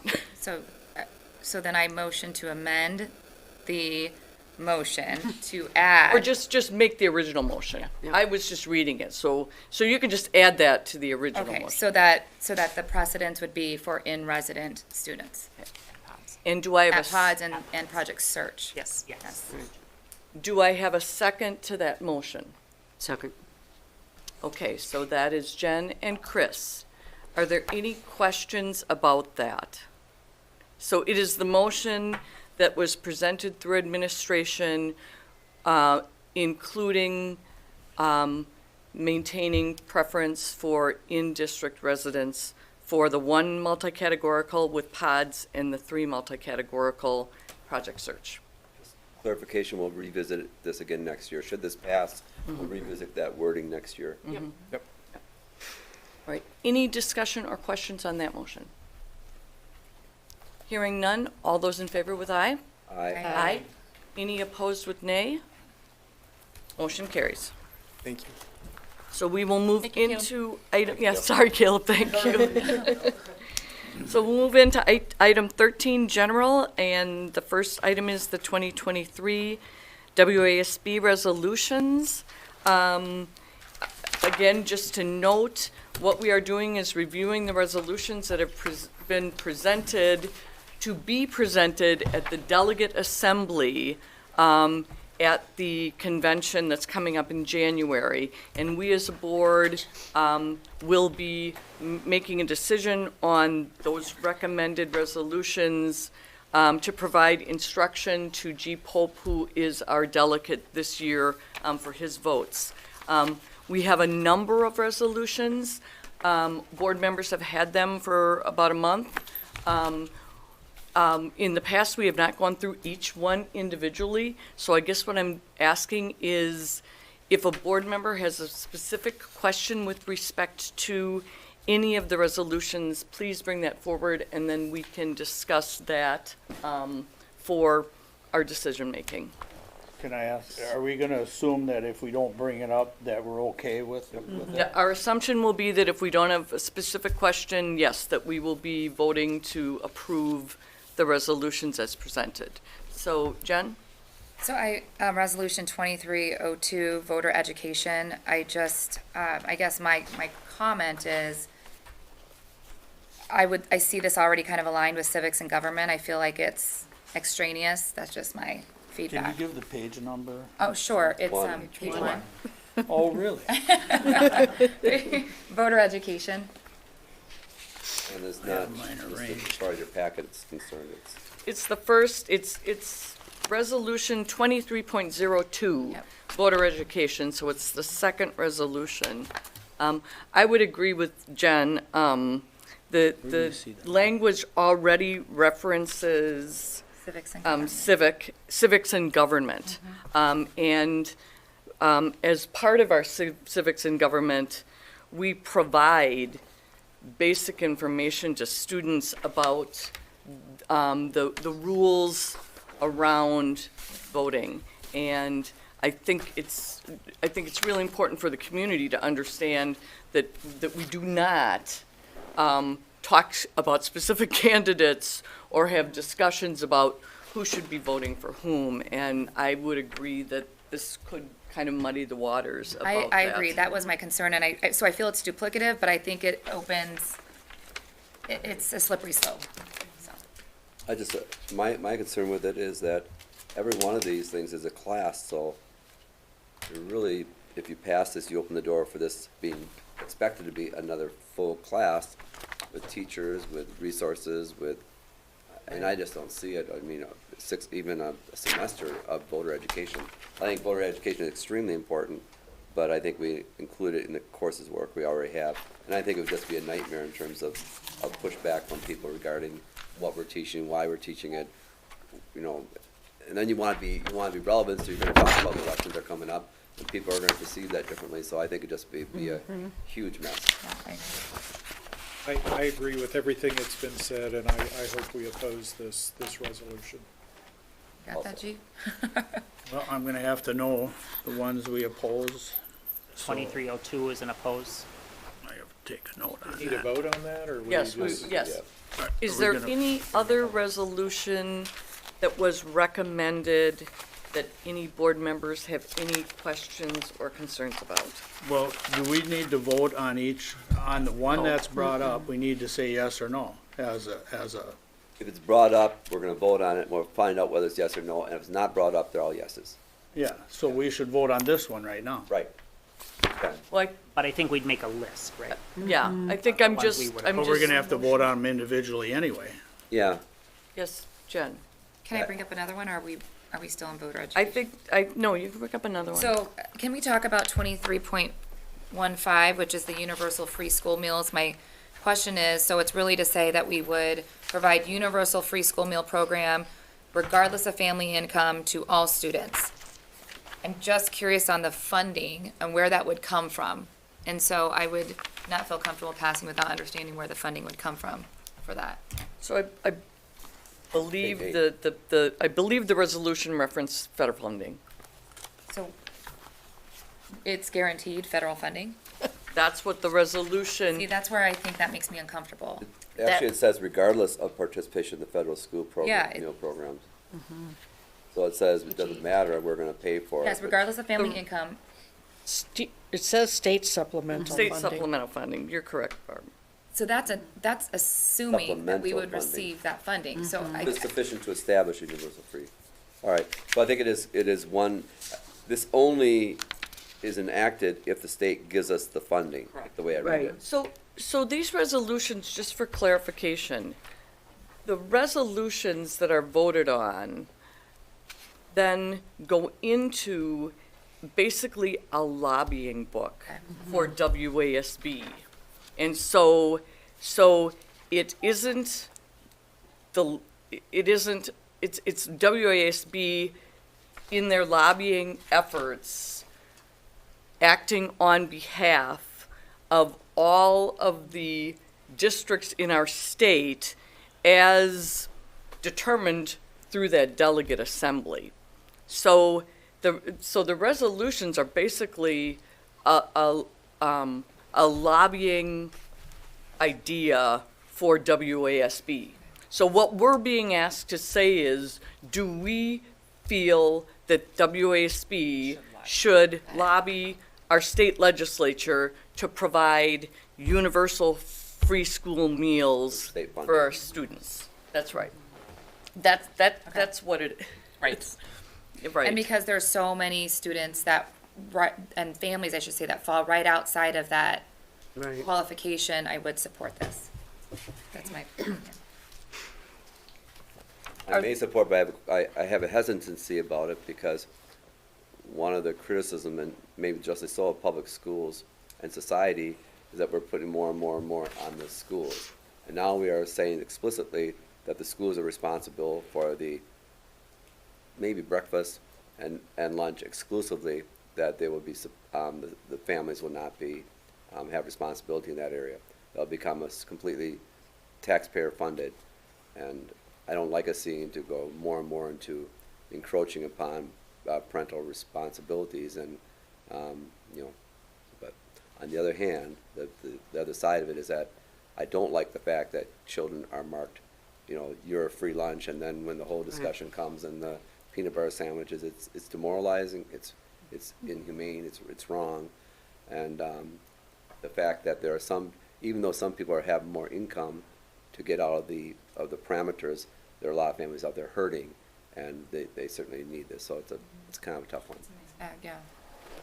And there's actually a number of states now who are putting it in their budget to have the state pay for all of the foods in the schools. I just read an article and talked with Katrina Shankland about that, sent that to her and the governor. And they are taking a look at that, but And this is clearly a result of COVID. Right. Because during COVID and in the couple of years since COVID, this has been going on. I mean, it's just the reality. And from school district's perspective, to not have to account for and deal with those situations, which clearly, that's why our district currently has put out, you know, the idea for families to contribute. Because what we find is students who quote, don't qualify. Right. And then a week later, they qualify. Correct. But for that month or two to go before they actually qualify, you have a family struggling and bills being accruing. Right. So I think that's part of what districts, the motivation behind bringing this forward. The intent The and the intent. rationale makes total sense, you know. So It's easy. if we're gonna list each one of these that we're discussing, then we're gonna vote on them, right? So what Yes. was the number on the first one? 2302. I haven't heard anyone oppose the second one, the second no. one, so I don't think we list that. What at was this the number point. on that one? 2315. So, Sounds like we're supporting. Yeah.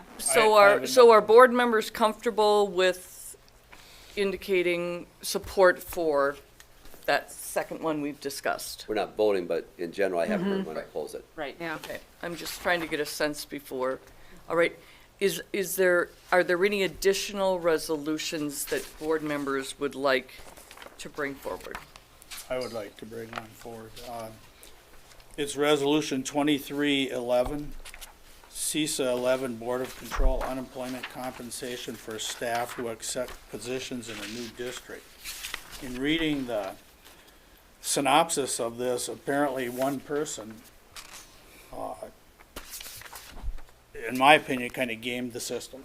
They quit to go to another district, and because the other district apparently was 10 miles closer to their home, somehow they were able to collect unemployment for a month or two, whatever. I object to this on several things. For one, it's one person. And in 30 years of teaching, I don't know anybody that ever collected unemployment, teacher. If they did, I didn't know them. And, you know, I knew a lot of people around the state. Nobody ever collected unemployment compensation. So on the basis it's one person, I don't think they should make a whole resolution because one person figured out how to do this. And besides that, on the second level, I don't think it's WASB's business.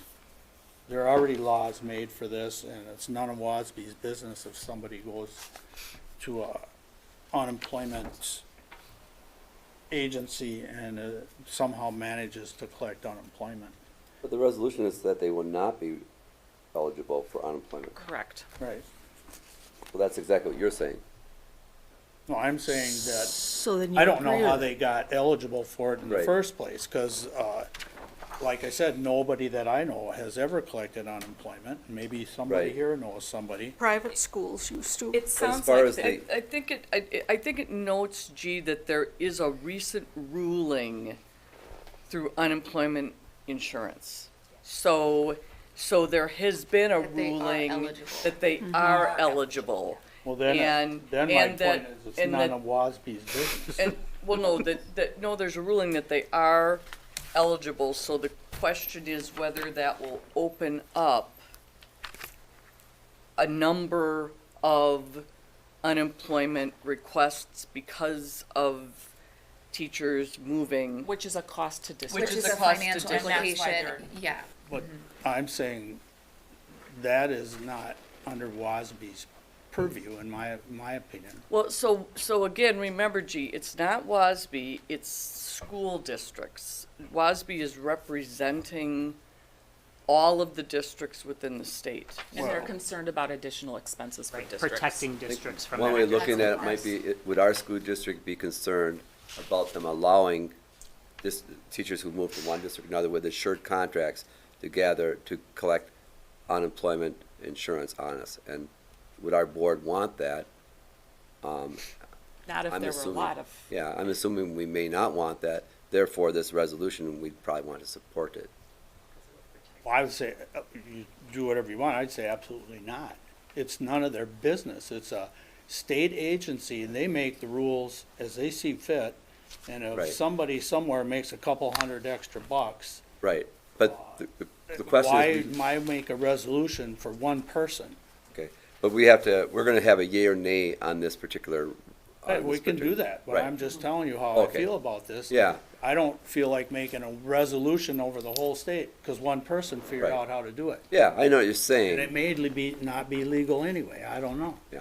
It is So are we legal gonna- now, though, right? Well, are we gonna have thousands of teachers rush to the unemployment? That's why they that's want their to. concern. They're not, yeah, they're not. This Well, would then they protect should them. pass a law that doesn't do that. That's what they want to do. That's what they want to They're do. trying to do. I wouldn't support it, because as a school board, to me, it's none of WASB's business. But gee, they're I see what you're lobbying saying. on behalf of the district so that we don't incur additional expenses. That's why they're involved with it. You might feel that way. I feel that they're lobbying on one person because they got a couple $100 that somebody feels they shouldn't Yeah. have gotten. And Well, I'm saying, let's just Yep, Big get deal. out there and vote on Well, it then. So, That one. all right, I so already know what let's, the are vote's gonna there, be. are there any other resolutions that board members would like discussed? No, I think, pretty good. Okay, so what I'm going to do is, we've got two of them that there has been discussion on, so I'll be asking individual motions on those, and then for the remainder, I will be asking a vote on all of them in, all of them together. So the first one is Resolution 23-02, voter education. Do I have a motion with respect to voting, for or against? Someone make a I motion. motion to vote against. And I'll second it. Okay, that we inform our delegate to vote against. Right. That we get former Okay. delegate to. Okay, so that's a motion by Jen and a second by Chris. Is there any discussion on that motion? Are the civics class now required? It is covered each in student? government and civics. Yes. That's a required class. Yes. Are there any other questions on that motion? Hearing none, all those in favor with aye? Aye. Aye. Opposed with nay? Motion carries. The second motion is on Resolution 23-11, unemployment compensation. We discussed 2315, but we decided, No one opposed. No one opposed it. okay. Right. So 2311, unemployment compensation. Do I have a motion with respect to not supporting that? I motion. There is a motion by G. Do I have a second to that motion? I'll second it so G can have a vote. Okay. Motion by G and a second by Do that just Dennis. for me, Dennis. Merry Christmas. So is there Other presents than that. any discussion or questions on the motion? Yes, I understand G's point entirely, although I think the landscape may be changing. And as long as people have assured contracts from one year to the next, I don't think it'd be appropriate to use unemployment benefits to cover a person when they don't have a loss of income from one contract to the next. Secondly, I think it opens up districts, because we have so many people moving for various reasons, I think it would open up some significant expenses to our taxpayers. I understand what G said. Right now, this is all about one person, so why we even mention it? But I think that the thought is that, as they've now said that this is something that might be considered, they'll open up to greater numbers, and it won't too long before it becomes more of an issue. And I personally believe unemployment insurance is extremely important for those who are unemployed. But we know that when you're going from Stevens Point to Amherst, let's say, and you have a contract, you have a steady stream, you're not unemployed, so you shouldn't get a bonus dollars for being in between jobs. That's just my point. I see this as a safeguard for our district financially, like a proactive measure. Is there any additional discussion on the motion? Hearing none, all those in favor, and to vote in favor is to vote to disapprove it. So all those in favor with aye, Aye. all those opposed with nay? Nay. Nay. All right, so now I am looking for a motion for the remainder of the resolutions to have G as our delegate vote in favor of the remaining resolutions. Move So to approve. moved. I'm sorry, go ahead. So moved. Motion by Judy, Second. second by Dennis. Any discussion or questions on that motion? Hearing none, all those in favor with aye? Aye. Aye. And any opposed with nay? Motion carries. We will move into our next item, which is our school board evaluation tool and timing. Board members have received the two tools. One of them is the tool that we were using prior to COVID. The other tool is a tool that has been provided through WASB. And so I'm opening it up on the floor for board members to talk about which tool they would like us to use. I personally would prefer to use the school board evaluation, or the WASB one, because my feeling is if you design your own test, you're going to get the answers you want to get, which is not what the survey is about. Plus, I do believe if we take the WASB one, we do have some comparison to other people who have taken the same. I agree. I agree. It's got the Likert scale, the open comment. You can benchmark against other, right, school boards. I like the WASB one too. I have used the WASB one in the past, and it's gone well. It's free of charge. It's supported in collaboration with school perceptions, who we use for our other perception surveys. Similar to other districts, it's given about March in each year, and that's what we've done in the past. So I too really like the WASB tool. And I like G's comment regarding being able to use the comparison as more data, since it is given throughout the state to districts, is not unique to our district. And it gives us another data point in terms of looking where we're at with certain things. And obviously the bias is removed from our districts as well, so I would agree. Is there any other discussion or comments? The only comment I would make, and I'm more than happy with the WASB, I struggle with their scale. Because the top of their scale is that we have Fully achieved. fully achieved. And in the time that I've been on the board, I don't know of anything that we have fully achieved, because every year we have to re-achieve it. I mean, it's ongoing achievement. So for me, it's that's just something for us to think about, and maybe to if board members want to provide input to Corey about that, I will. But I guess in terms of us, as we're taking the survey, you know, that concept of fully achieving, I just wouldn't be able to use it. I think we're always a work in progress on what we're doing. I think a way of addressing that is, as we implement the survey, just remind people the top of the scale is really excellence, and the bottom of the scale is not very good at all, and to judge accordingly, because I don't think we need to get tied up in that word.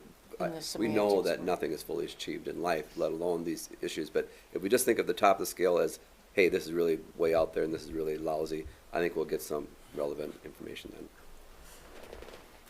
And I support the WASB one too. I know that the one that we have been using was created at a very specific point in time where there was some very specific things that the board was actually wanting to get feedback on based on what was happening.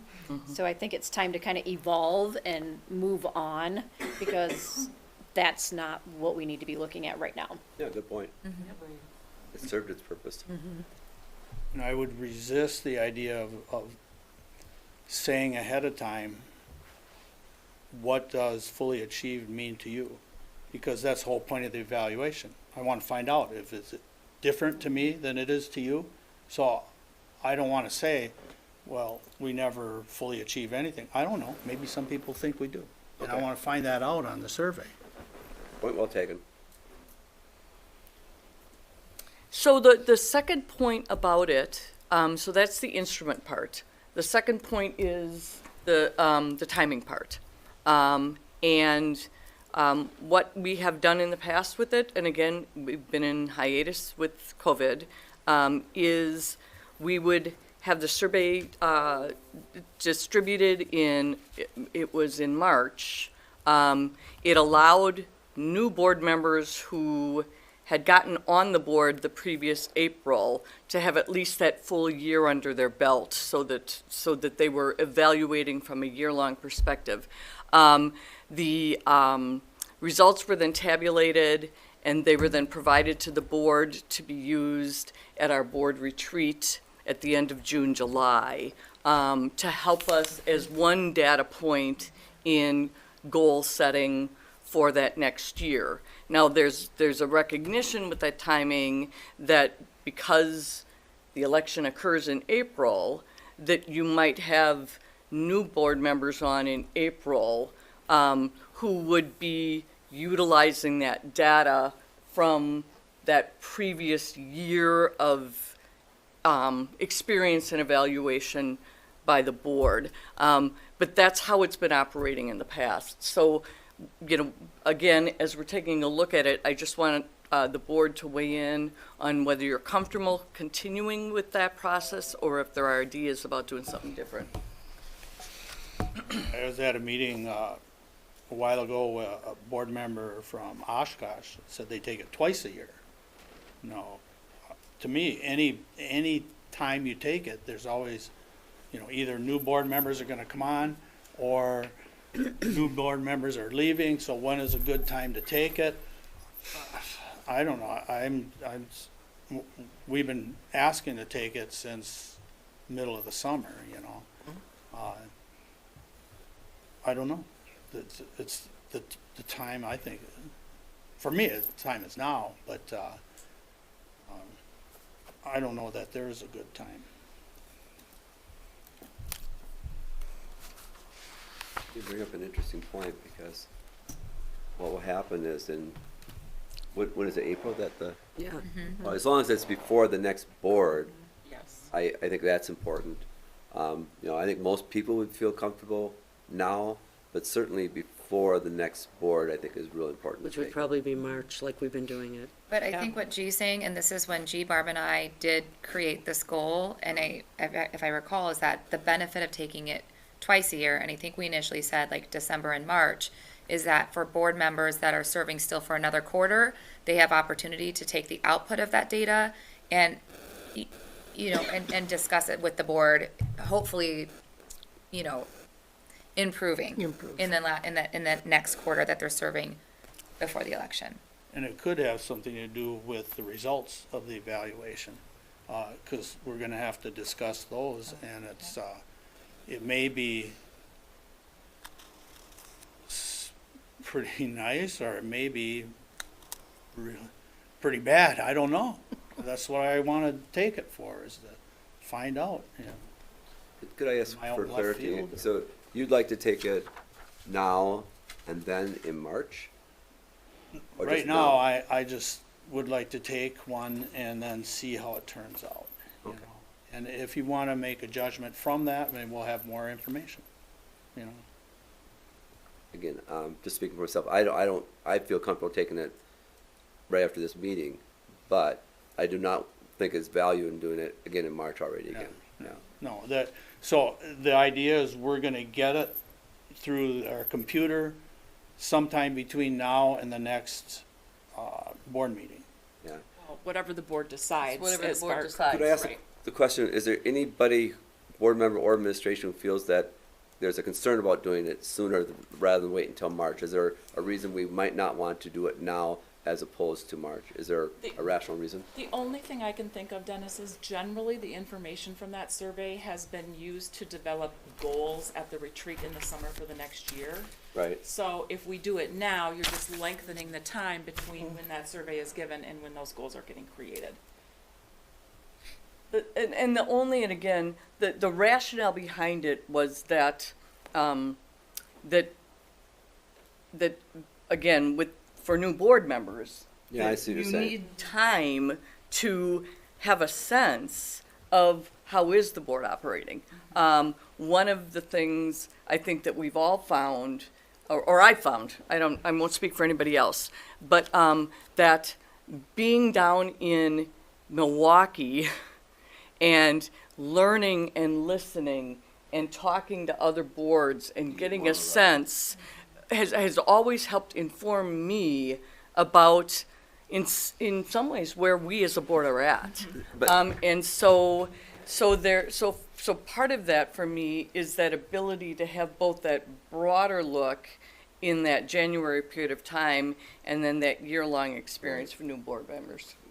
And But I think I'm that's okay good. with- But I think, and I like what you're saying in terms of because if we do it in March, then the people who are leaving, they're not gonna be discussing that movement, they're not gonna have that quality discussion, and yet they've been on it for a whole year. What about and I like also, you're saying, I get the whole idea, you're getting down there, you're getting perspectives from other people who are in your job and outside your area, and that's helpful.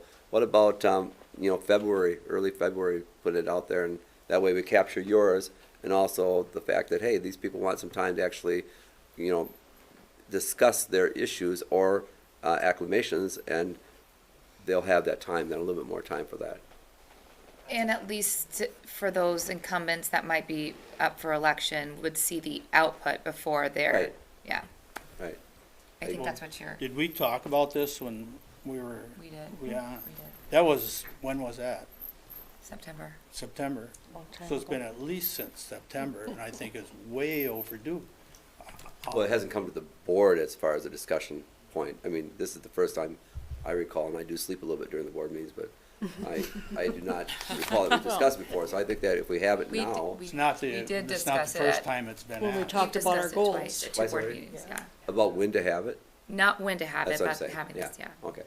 And I think Conversation about board goals, we talked about it.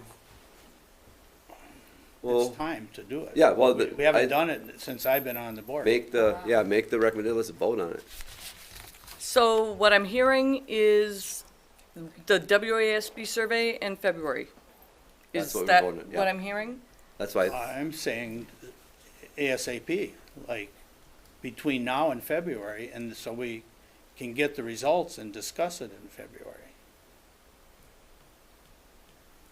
Is that timeline feasible? when's the school board, when is that, the dates of the school board? Convention? 17th, Next week. 18th to the 20th. And can Put we it do out at the last, 21st? we can put it out the last week in January. Then it has to be evaluated. How long does that take? It's just a numeric, Well, it'll take a little while for them to get the information WASB, back to us, yeah. How long, do you know? I don't know. Yeah. I I don't would have a guess strong not. preference It's not on long. timing. Because if we're not discussing in February, we're discussing it Sure. in March. And then we have an election in April. You may have said this, but does WASB have an online version of this? Yes. You can, okay. Yeah. Yeah. Again, I'm ready to do it anytime. okay, so make a motion. I would make the motion to take it between now and February. Okay, good. And then hopefully we'll get the results by February. If we don't, we'll have to discuss it in March. We would get the results in February. If we take it between now and February, then we'll get the results in February, right? Well, that's the hope. Well, We we will get the bring the results information forward as soon as we have it. on our computer, and then we could discuss it in February. So is that a motion? Yes. Is there a second to that motion? Second. Second, so a motion by G and a second by Jen. Is there any discussion or questions on the motion? Just, I'd like a date then. If we're doing it between now and February, that's pretty broad. I mean, We will work to get it out the week after convention. And are you comfortable with that? Yeah, from what I hear, what's it take, a half an hour? No, it shouldn't take you that, no. Okay, yeah, that's Yeah. fine. Right, that's fine then. That's when we'll give it a definite date then. Okay. any further discussion or questions? Not yet. Can we have this discussion All to a those- review? Wait, what was that? Oh, I was saying, are there any further discussion or questions on that motion? All those in favor with aye? Aye. Aye. Any opposed with nay? Motion carries.